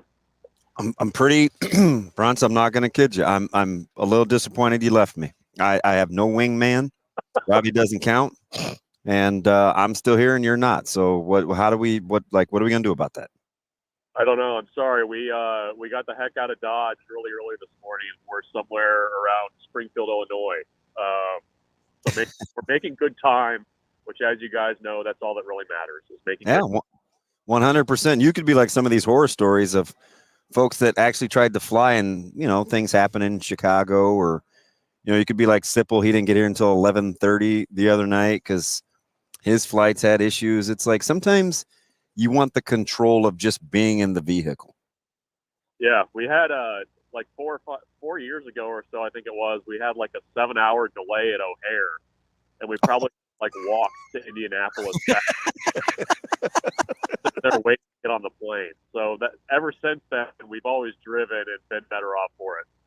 Yeah, Indianapolis is weird, at least from Omaha, because we were looking at something always happens. Well, and we were looking at the flights, and I was like, between the plane changes and the stops, I was like, it's gonna take us 8 hours of travel, whether we go to the airport or just drive. So I'd rather take my chances with the car. Yeah, some of our reporters that cover West Coast schools, where I think there was a little bit of like, what are we doing here kind of feel to it. So, yeah, Indianapolis, gotta love it.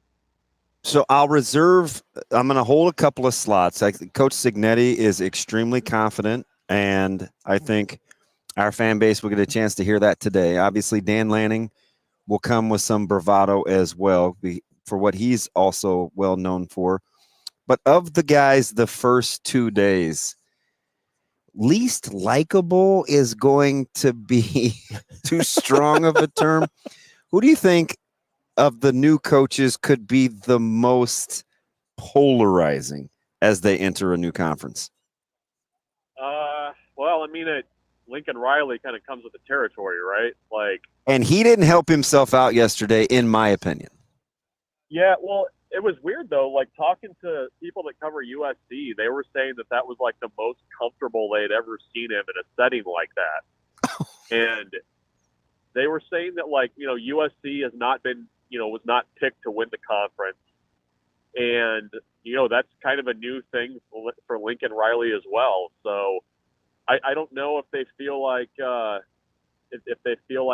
kind of flying under the radar or what, but, yeah, I was surprised at that take from some of the folks in Southern California that he seemed comfortable in his own skin, because it seemed like there was a little bit of bravado there.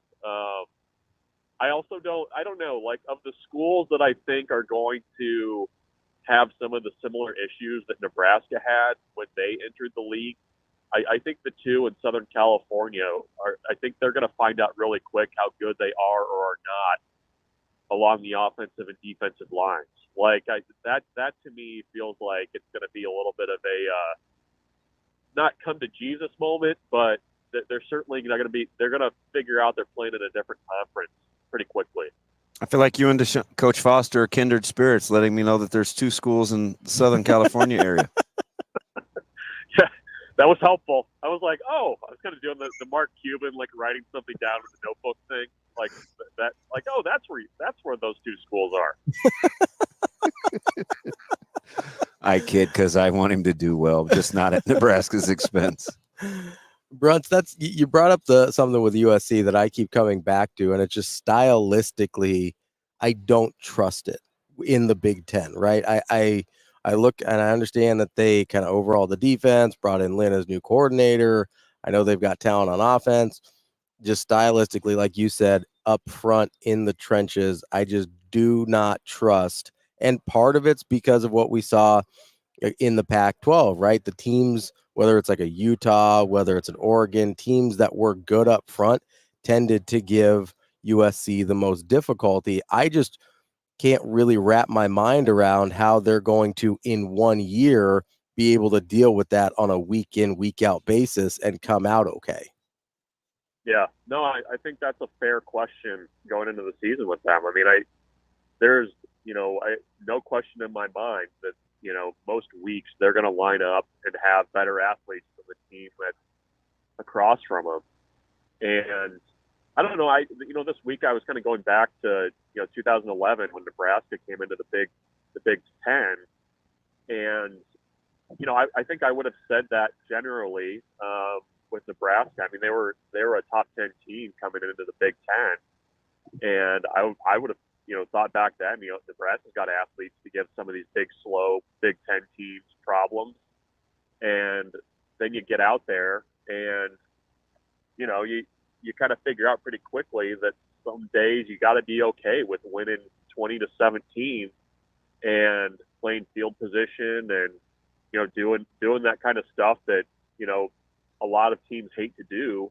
And I'm kind of curious to see how USC adapts to that. I mean, I think there's going to be some games where they're going to be able to, like I said, kind of do what they want to do. But I think, you play a team like Iowa, you play a team like Wisconsin, I think it's just going to be a little bit of a different animal for them. So I think you're right. I mean, I think it's fair to question how that transition is going to go. I feel like Oregon is in a little bit of a better spot to be able to be good up front. I think they've recruited well there for a while on both sides of the line. But the two Southern California schools, I do wonder how that's going to go up front the first year.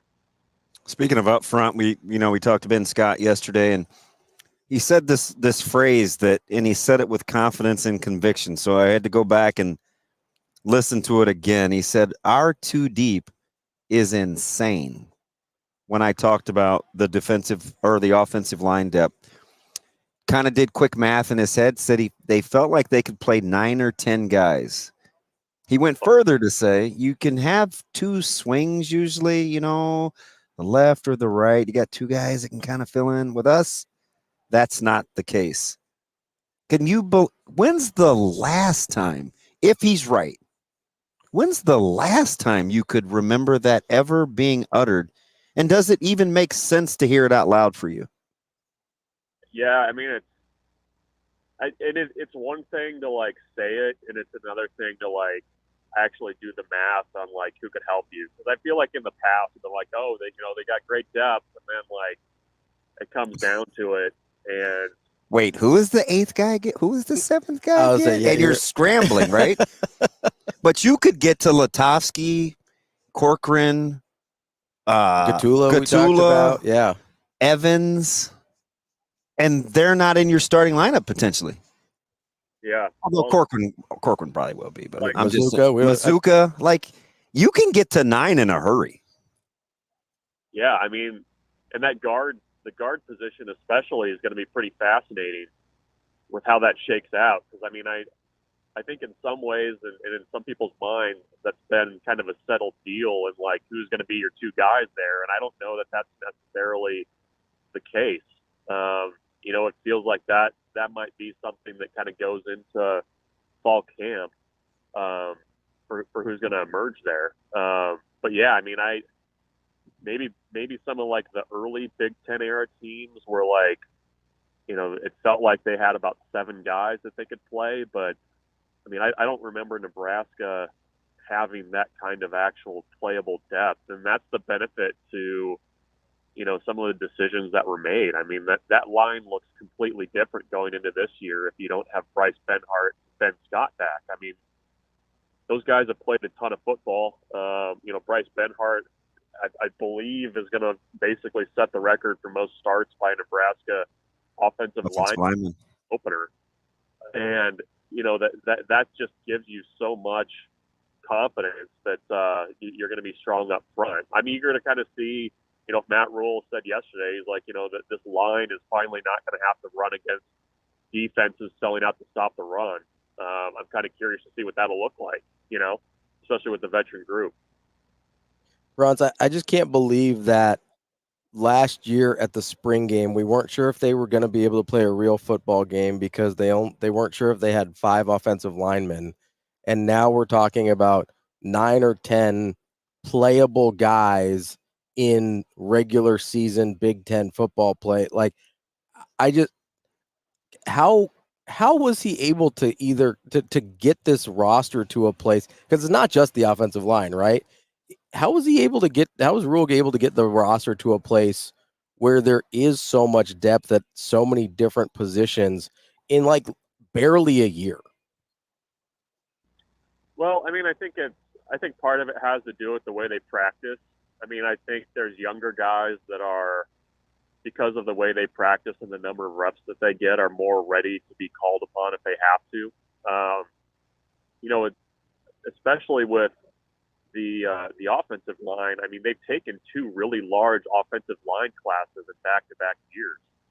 And your question about, basically being able to play a real football game in the spring game, they had to add numbers there because it was so dire. And then you go to this year's spring game where they sat out a number of the veteran guys and you didn't even miss them, so I think that it's the way they practice. I think the fact that, that they take advantage in a good way. And I'm thinking on the defensive line of the 4-game redshirt rule. Su'a Fotu is going to be better off for having played 4 games last year. I know Riley Van Poppel went over the 4 level, but he got significant snaps in big games against Big Ten teams. I just think they're really kind of smart with the way that they handle young guys. And I think too that kind of playing time is a little bit of a carrot in some ways too, for those guys to develop and kind of get a taste for things. So I think it's recruiting in the way that they've done it. It helps that you're able to keep guys around too, and guys that haven't hit the portal from those 2 areas. And, offensive line wise, I think you do have to give a lot of credit to Donovan for the way that he's kind of built that culture in that room. They're going on 3 years of continuity along that offensive line, and that's a big deal. I think guys have really bought in there, and when you're able to kind of replenish that offensive line group with large recruiting classes, I think it sets you up to be able to do something. You got to stay with the the whole Michael Bruntz theme of, I feel like every week some sort of Venn diagram and shading comes up. Okay, so if we're gonna see what overlaps here. Coach Rule's outward confidence, right? He's much more outspoken about the belief factor and what he feels about this team. He relates it to the players and their confidence and seeing it in the building and how he feels like he wants them to be a confident team. If we're going to shade in the diagram, how much of it is you think it's modeled behavior versus that's what he really believes about this football team heading into 2024? I think he really believes it. I don't think he would say it because you guys know how that is. If you're disingenuous about kind of what your outlook is, it can really bite you if things don't go well. And from listening to him yesterday, I think he really believes that they've gotten better at positions where they were not very good last year. He kind of he trailed off when he said it, but when he was talking about the wide receiver group and about how much better they are, he started to say, and it's not even close. Yeah.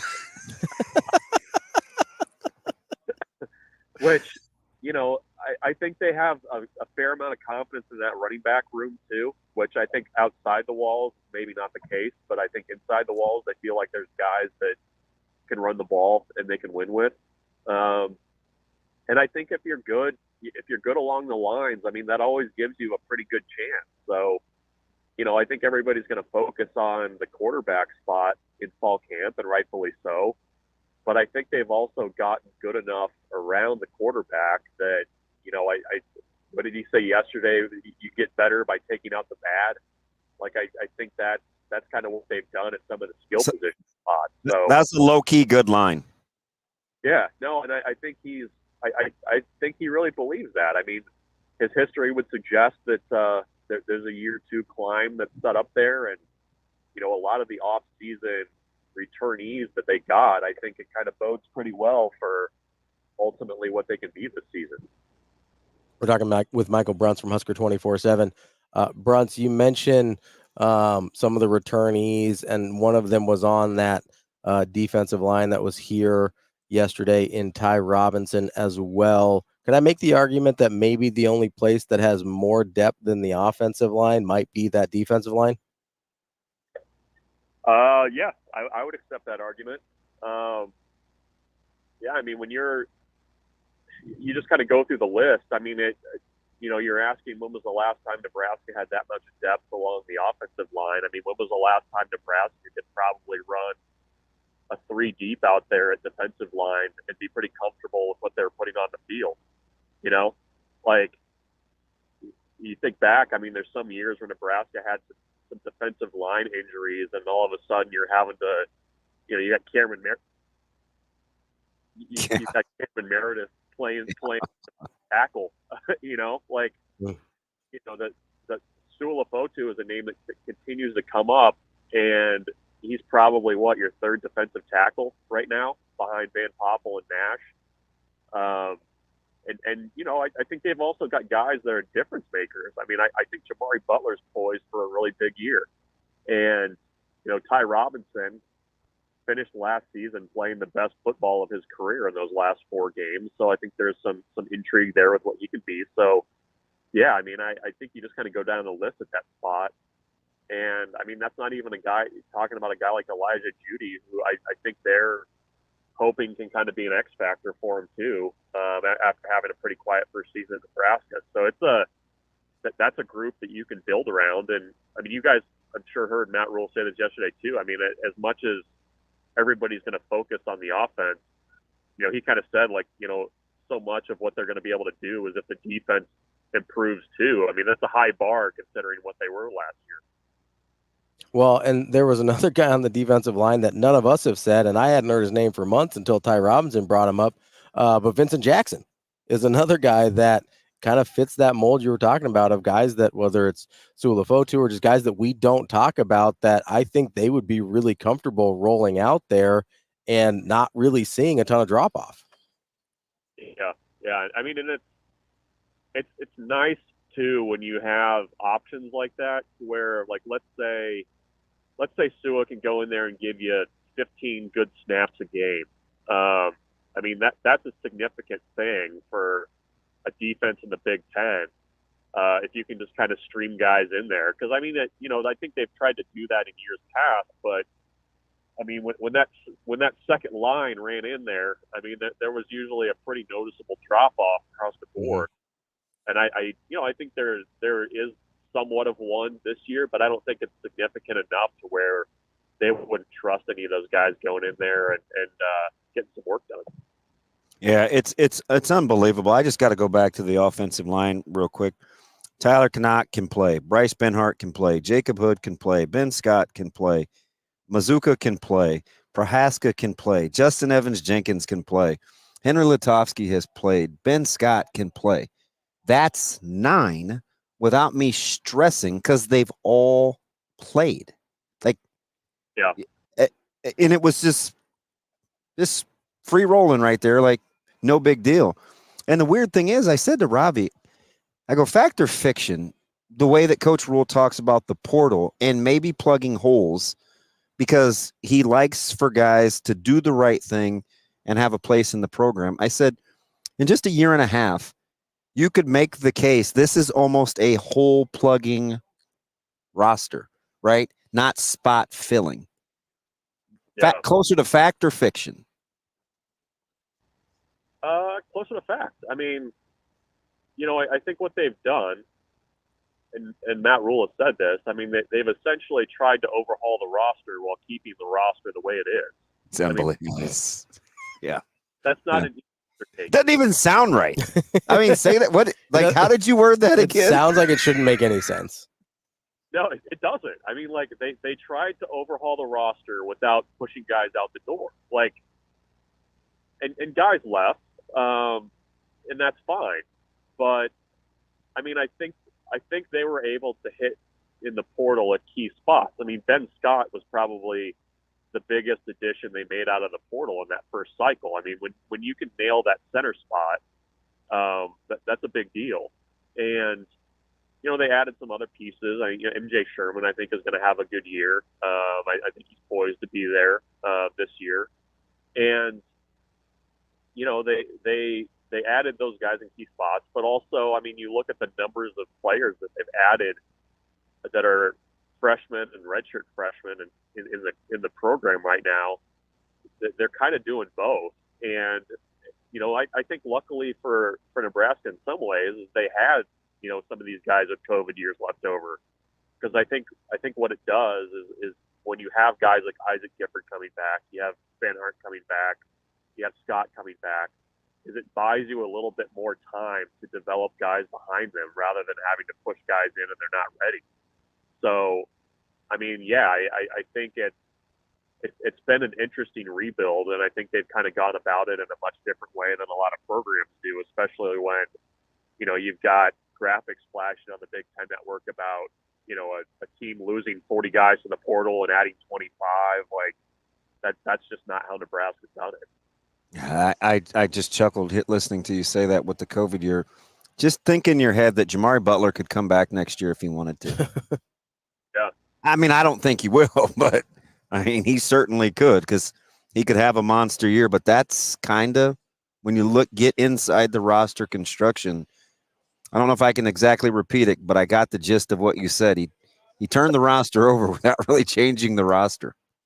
Right. Yeah, I mean, I don't. That's the best way I can say it. Is I mean, they've done a good job of turning it over without running guys off, like actively running guys off. And in the age of NIL and the transfer portal, I think that's kind of a delicate thread to kind of operate on, but they've done a good job of it. That's Michael Bruntz from Husker 24/7. Bruntsy, we appreciate the time as always. It was good to see you yesterday briefly, and we'll talk to you again soon. Safe travels, you guys. Yep, you too, guys. Take care. Speaking of safe travels, make sure hands on the wheel, eyes in focus, straight ahead. The driver has one job to do, to drive. This message from the NDOT Highway Safety Office, especially if you've got DB in the car. He's very distracting. You got to be careful out there. We'll be back with more Hurrdat Sports Radio coming up next. Not near as bad as your music.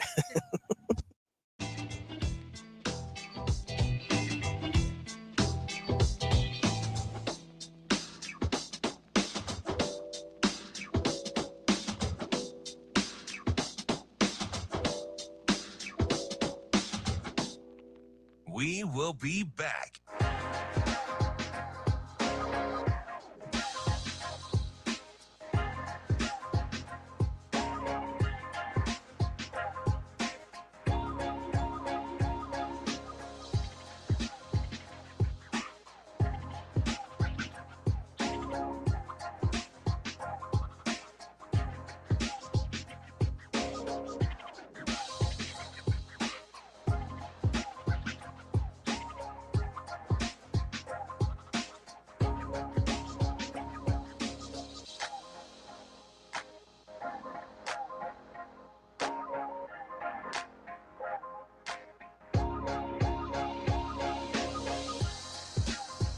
We will be back.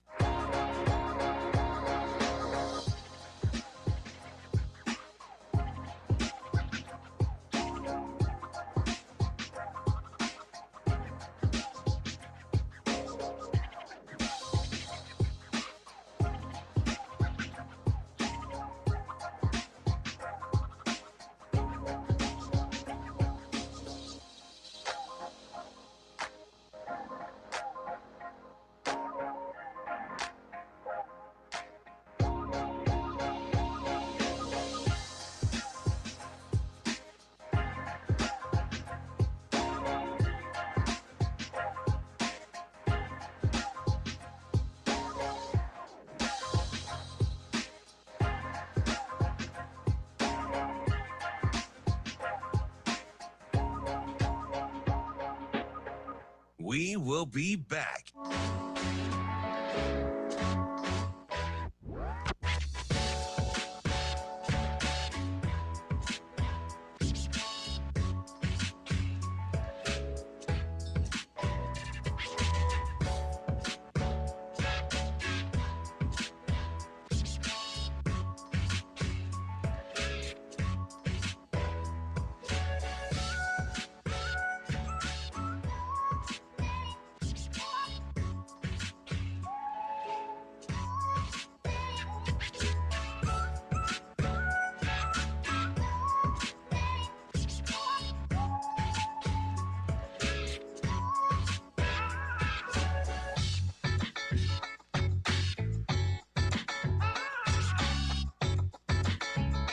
We will be back.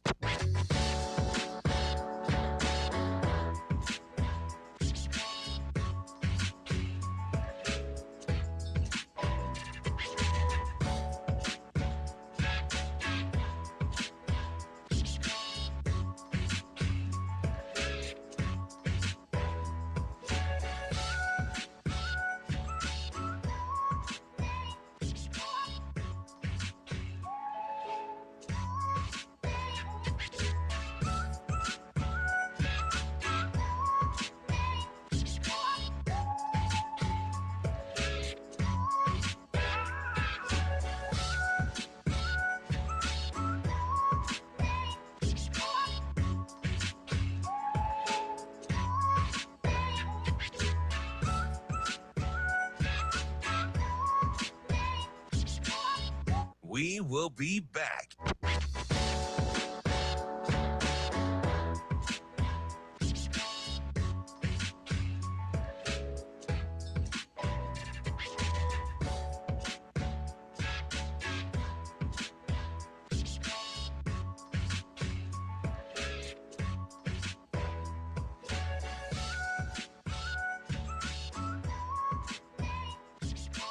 We will be back.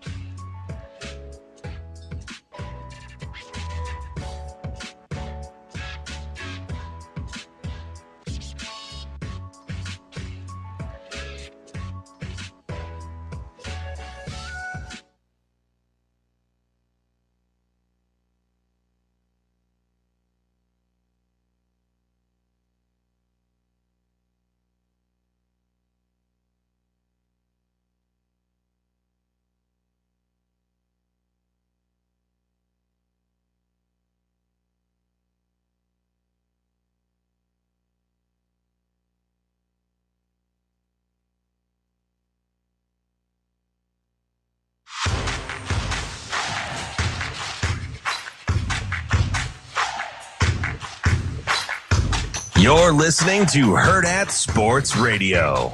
Yeah, I think it's both. It's the coaches trusting me, knowing that they trust me and they trust my judgment.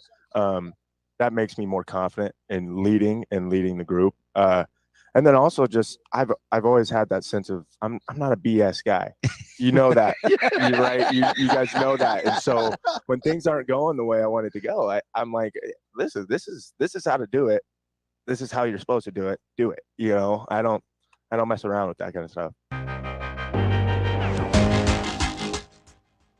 We're back here on Hurrdat Sports Radio, AM 590, ESPN Omaha, ESPN Tri-Cities, KFOR in Lincoln. That's DB. I'm Ravi. Lulla, reminding you can get your Hill varsity football yearbooks for 2024 ordered at hurrdatsports.com.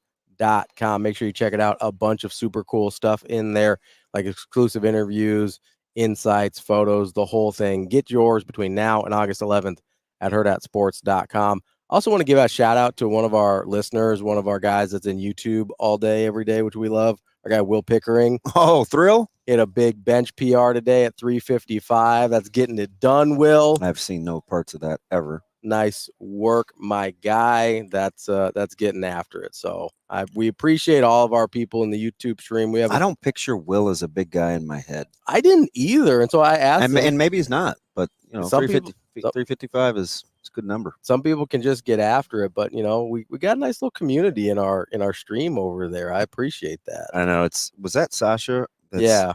That said, I like how we kind of have it's like its own community. Yeah, they're like they're friends with each other. Will talked about his PR, and they're like, yeah, Will, let's go. I like it. Yeah. I appreciate and that. Every community needs a tiger shark, so I'm glad we do. Apparently, he's a Miller North guy. I'm a big tiger shark guy. We got in there a little bit. He was a little after me. I like bull sharks and I like great whites, but tigers are aggressive. Tigers are aggressive. It's how we roll at Miller North. We get after a little bit. I didn't know he was a stanger. Yeah, we found that out Not yesterday. to be confused with Gage. Yeah, not Gage. He's a different guy. Although tiger sharks are violent like that. Like roll stangs, not stanger. Oh, because he's pretty violent too. Well, he got some violent tendencies a little bit. Runs into things at a high level. So we've got ACC media days kind of running concurrently with Big Ten media days here, and is your attention distracted, Skirnall? No, not really. I check in a little bit. I did notice. You sit Ryan for updates? Yeah, I mean, I gotta get my guy Ravi. Like, what's going on, man? Keep him distracted from some of the other nonsense they talks about sometimes. But no, something caught my attention about what some of the Florida State guys were saying. Surprise, surprise. I know it's shocking, but surprise. They were talking about how they're still thinking about the playoff snub from last year. Mm-hmm. And I mean, they called it a snub. I'm not calling it a snub. I understand why they were left out. You can make an argument that I think you did earlier this week that Georgia was one of the 4 best teams in the country. I said it the morning that I said you can't in the same. I'm not going to undercut the topic here, but you made Florida State and Georgia was the 5-6 matchup. Mm-hmm. Georgia was a 6. You made Florida State the 5. If it was about the best teams, even that seeding doesn't make any sense, right? Yeah. So yeah, the whole point is the whole seeding didn't make sense with college football playoff, whatever, right? So I get that. But the thing that caught my attention is that they are saying out loud, hey, that's still something we're thinking about. We're still thinking about the snub.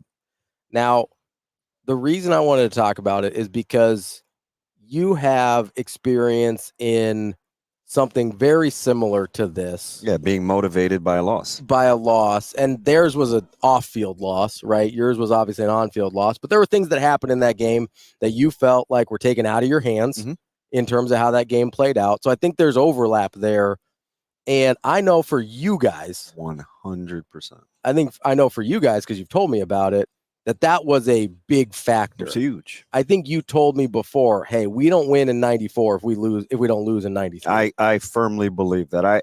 Maybe we get back there and we could have won it, but I know that put you over the top. Yeah, like I know what those off-season workouts were like. I know how much we talked about it. I know a minute 16 was on the scoreboard. Right? It's 101 degrees out there on some old raggedy turf, and there's a minute 16 on the scoreboard. I remember it clearly. Yeah. And it was up there every day we were at OTAs. So my question here is, obviously that motivated you guys in the right way. Is there a way where that can go wrong? Well, I think as long as you keep it about the things that you can control, and I get the oxymoron, right? They did everything that they could control. But they're going to make you do it to them again. Yeah. If that's the case. Right. Be like, hey, you're going to have to say it out loud twice. Yep. That we're going to go 13-0 or whatever. And own it, right? Yeah. So the whole leave no doubt thing, I don't really see any downsides to that. I'm not typically a negative motivator guy over time. I'll say short term it works. Short term, especially if you're focused on the right things. Like if it leads you to be focused on the right things. I'm like, I'm okay with that. I don't really see the downs, especially in this particular instance. Sure. Right. Because again, a lot of people talk about what they weren't and what they've lost. I still think, and I know maybe you're just tucking a little bit because you're a fan, but I don't think people believe in them as a power. Not from last year. I don't think at any point last year they looked at Florida State and because that's how it was easy to leave them out, right? Is as soon as Jordan Travis got hurt, it was easy to leave him out because I think through a lot of last year they were like, on Florida State. I think nationally people were compared to whether it's Texas, Alabama, whoever else, right? And so And I get that. I watched those games. I get that they didn't look the same way some of those other teams did. The other thing I was wondering, go ahead. Neither did Washington. No, they didn't. That's the elephant in the room, right? Is if Jordan Travis is healthy, what's the difference between Florida State and Washington? Yeah. Because you're going to have a hard time convincing me there was much of one. I get it. The other question there is, though, with you guys in 93 going into 94, there was a ton of overlap personnel-wise, right? Like the roster was very similar. Yeah. Does that matter? Because Florida State is dealing with a certain amount of turnover, especially at some key spots. How much does that matter in using last year as a motivator? As long as you have enough. Okay.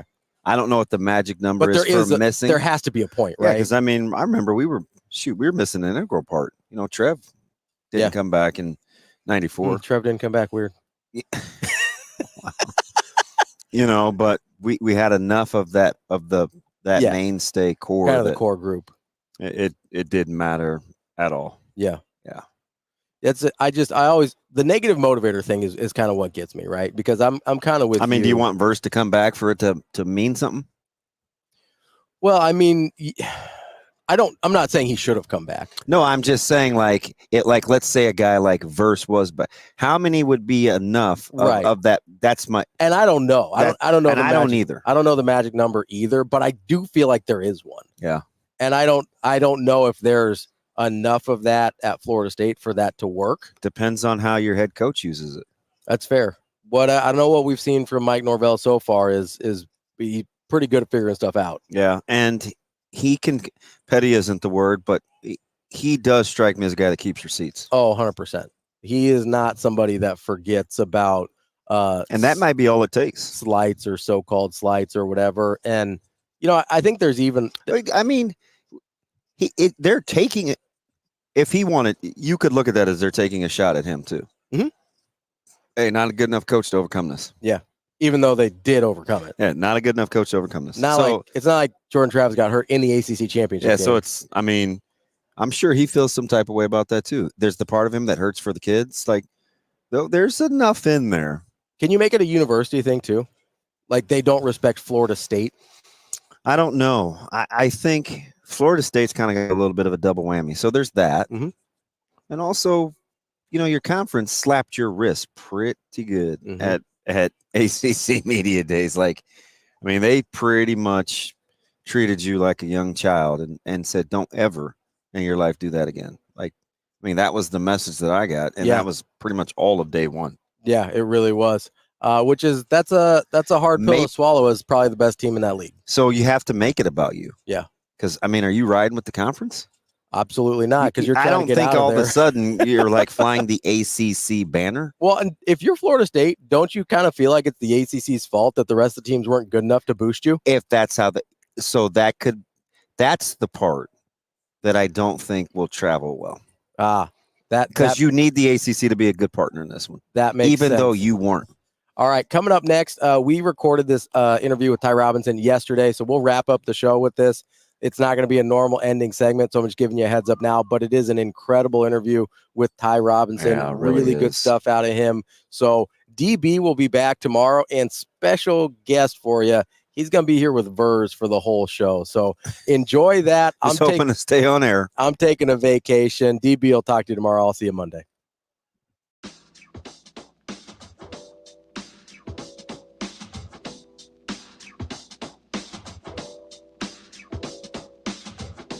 We will be back.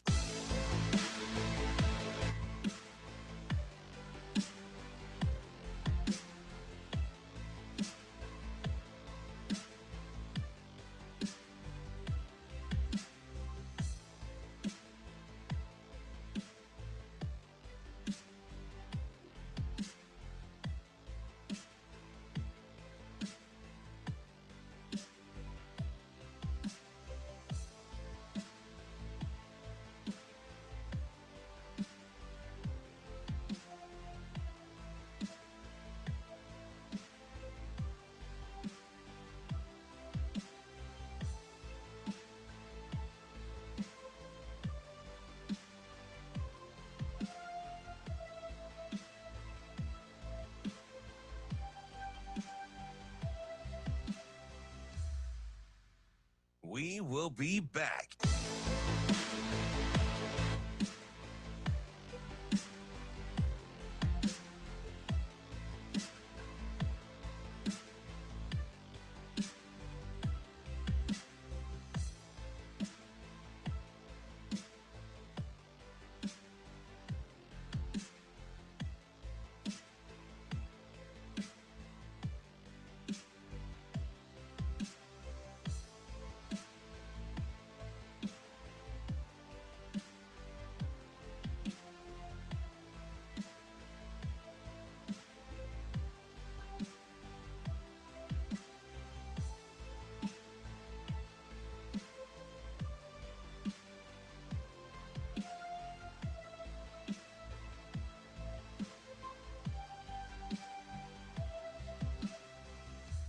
We will be back.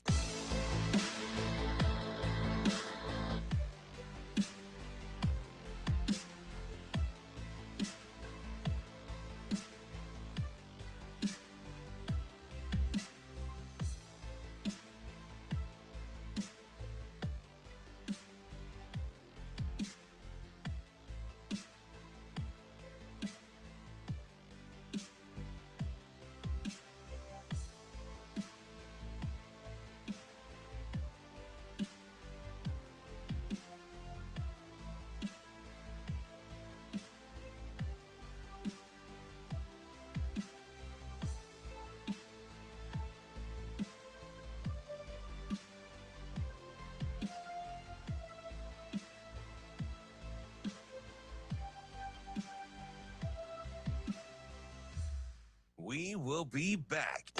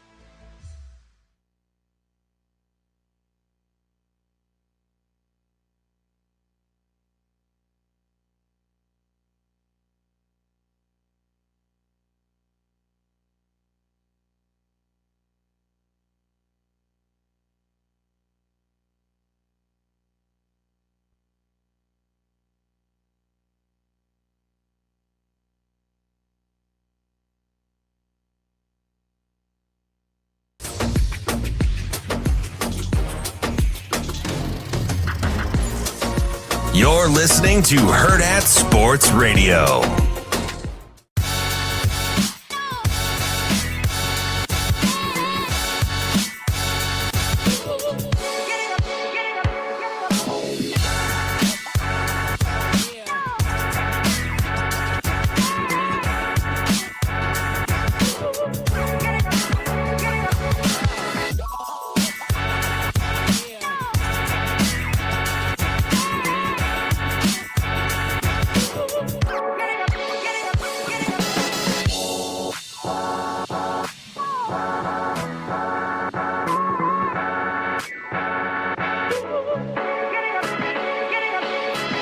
Welcome back to Hurrdat Sports Radio here on AM 590 ESPN Omaha, ESPN Tri-Cities, and we are live here with Ty Robinson from Nebraska. Ty, what's going on, man? I'm having a great time. Thanks for having me. You surprised? He looks like he could be modeling. All these guys are like sleek, slim, and trim. Can I just say, like, it upsets me as kind of a dumpy kind of shaped guy that we got these 300-pounders walking around looking like lean, like they could step on a bodybuilding stage. It upsets me a little bit. I'm just gonna be honest with you. You gotta love the frame. You're smiling. You feel good. You look like you look good, man. You got to be living your best life, and right before the season starts. Yeah, you and Jay really helped boost the confidence walking out here with the nice suit on from Gary Michaels. So yeah, no, I'm feeling great. It's great to be out here to represent Nebraska at Big Ten Media Days. Man, it's a cool thing that you decided to come back, right? Like, I mean, you had the opportunity to maybe explore some other options, whether it's professional football or whatever it was. And I've kind of been fascinated by this the guys that either they don't get in the portal, they have an opportunity to leave and decide to come back. Just what about Nebraska and this program? If you just said like, I think I want to run it back one more time. Yeah, man, I think just who I am as a person, I'm super loyal. And Nebraska's been really loyal to me, so I feel like I owe them everything throughout my football career in college. And I think coming back, with Coach Rule and Coach Knighton, seeing the potential that I had last year to what it could be if I stayed another year. I had shoulder surgery that last January, and I was out for 6 months, so I really only had the summer and fall camp to really get ready and get back into football shape. And towards the end of the season last year, I think I started to finally click with me and be able to play good football. So I think my thought process was, come back for another year. It's not the end of the world. Get to train under some of the great guys in this country and then become a football player. Yeah, that wasn't even really your probably first big decision. I remember being on campus right after Coach Rule first got here. You guys were talking out in front of the stadium. It was just the two of you. Yeah. And it appeared to be a fairly good conversation. It from far away, it looked like it was very thoughtful, right? Mm-hmm. I mean, you had some things to think about then too, right? The buy-in, the new staff, like you got to kind of go all the way back to that moment where you're like, you either thought he was going to have it or you didn't. Right, what was right. that like? Yeah, no, I mean, I You remember that? Yeah, I remember that conversation. He was just kind of just, getting to know each other. I think he'd just come off that press conference, and he was coming out and introduced himself. I introduced myself, and, he's just kind of talking about the things he wanted to start here in Nebraska and kind of what the greatest thing I've seen him do is want to learn the history of Nebraska and the culture. And I mean, he is so, the way he thinks is so methodical and just so going through all of that, I gave him the benefit of the doubt. I was like, all right, I'm going to see what he's all about. And, through the first 2 weeks, I was like, I'm bought in. Like I've heard everything I need to hear. And if he sticks by his word, this is going to be a lot of fun to be a part of. Does the methodology match how good of a speaker he is? Yes, 100%. That man is thinking 20 words ahead. That man is racing. I mean, the methodology is there. You know what's wild is I feel like I can ask him anything. We talked to him earlier yesterday, whenever it was. I don't know. It's a blur here at Big Ten Media Days. But, I feel like I can ask him just about anything, and he's already thought about it, which is a wild. From Bushido to Shogun to anything, right? I'm talking the Cooking Channel to World War II to Tampa 2 versus Chopper, right? Like we're getting from like philosophy to football to whatever and everything in between. And I feel like I can ask that dude anything, and I have some level of certainty that he's already thought about it. And what makes me feel a little dumb that I didn't think about it earlier, but it's incredible to just like, what's that look like up close and personal when you just have this confidence? You're like, I can bring anything to this guy, and he's thought about it already before I even did. Right. Yeah. I mean, when we talk football, I mean, my football knowledge is already expanded when he's explaining, an offense, or he's coming and watch film with us. I'm like, I really didn't really think of it that way. I mean, he used to be a former D-line coach, so he knows what he's talking about. And then he coached my coach, and now my coach is coaching me. So it's practically, word of mouth towards, all the way down to me. So yeah, no, he's definitely thought of everything. So the culture has to be really, really good, because your position group is one of a few that is pretty competitive, right? I mean, you play 7-8 guys, led by the gruesome twosome in the middle, right? I mean, there has to be kind of this level of comfort and being other-centered to want the young guys to flourish while you're still doing your thing. Yeah. Who starts that? Yeah, so I think, are you asking the young guy? Yeah. So Cam Lenhart's probably been, a guy that I really liked watching. And when he got here, he was early enrollee from IMG. Judy, he came in from Texas A&M. I mean, watching him flourish. Vincent Carroll. James, you don't mind doing that, right? No, not at all. That is cool. Yeah, no, because my thing is, when I committed here in 2019, their big thing was, listen, it's going to be a rebuild, but I want to bring Nebraska back. And so that's been, the goal of mine. So when I leave here, I want to know that the guys behind me are going to be thinking the same way that I was and just making this place better. How much does the culture replicate that? 100%. And the thing is, the culture in the locker room between the guys since I've been here hasn't wavered, hasn't changed once. I mean, it's a pretty close, tight-knit group in there. I mean, I can go over and talk with the young guys. I can talk with the freshman that's this guy here. I can go talk to the receivers and, joke around and just have a conversation with them, DBs, whoever it may be. That's how close of a locker room we have. You see it modeled with the staff? Yeah, 100%. Coach Rule runs a tight ship. Everybody says that. Coach Rule runs a tight ship, but, it's all love, and you can tell it comes from a great place in his heart. And, I mean, his staff reflects that as well. Ty, at what point did you know? You mentioned Cam Lenhart, right? You had some. I know Prince Will kind of, was playing a little D lines, playing some jack, whatever. I'm going to lump him in here too. At what point did you know some of those young guys were like, oh, these guys might be pretty good? Yeah, I think it was. I got to see it a little bit in spring ball last year since I was just watching because I was out with my shoulder, and I saw a lot of potential. And then I got to be in the summer, and watching is a lot different than doing it with the guys. And, I could tell that their mentality, I mean, it's just gritty, just doing the work, not really complaining, just, all right, let's get this done. Let's do what we have to do and get out of here. Is that the biggest difference between when you see young guys come in that are ready to go and young guys that maybe need a minute? Is it the physicality more, or is it just like the mental side of it, where they're just locked in? It's definitely probably the mentality of it. And, I mean, some guys are more physically. I mean, I was a guy that had to come in and wait my turn. I mean, Coach Rule showed a clip of us, of me in fall camp last year, my freshman year. He's like, look at this guy. You do not think this guy would play a snap of football before. And now he's one of our starting D tackles. So, just being able to watch that mentality, I think. And I mean, our group is pretty special. Sometimes just one guy is just more ready than the other guy, but there's a chance. I mean, T Knight wants to play at least 8 to 10 guys a game. I believe to have a rotation, and he wants to get everybody as much as he can in the game. How much of what you guys do you appreciate or take away from how tight knit and what a one unit the guys that you go against every day are on that offensive line? Because that's the other group that I would say just watching is the closest to the camaraderie and moving as one. Literally, they literally move as one. I mean, we joke around and call them the herd, but I mean, before lifts, they'll line meet up, group together, and they'll go into the lift. So they're always together, whatever it is, football wise, doing what they need to do. I came in with a lot of those guys, and it's just awesome to finally see them become the football players that I knew that they could become. And I mean, they're making me better every day. They're making us better every day, and they've come a long way. I'm really, really proud of those guys. I'm always captivated listening to you. How does such a nice guy turn it on come game time? You play so much different than your personality. I think it's just, it goes into that whole mentality thing.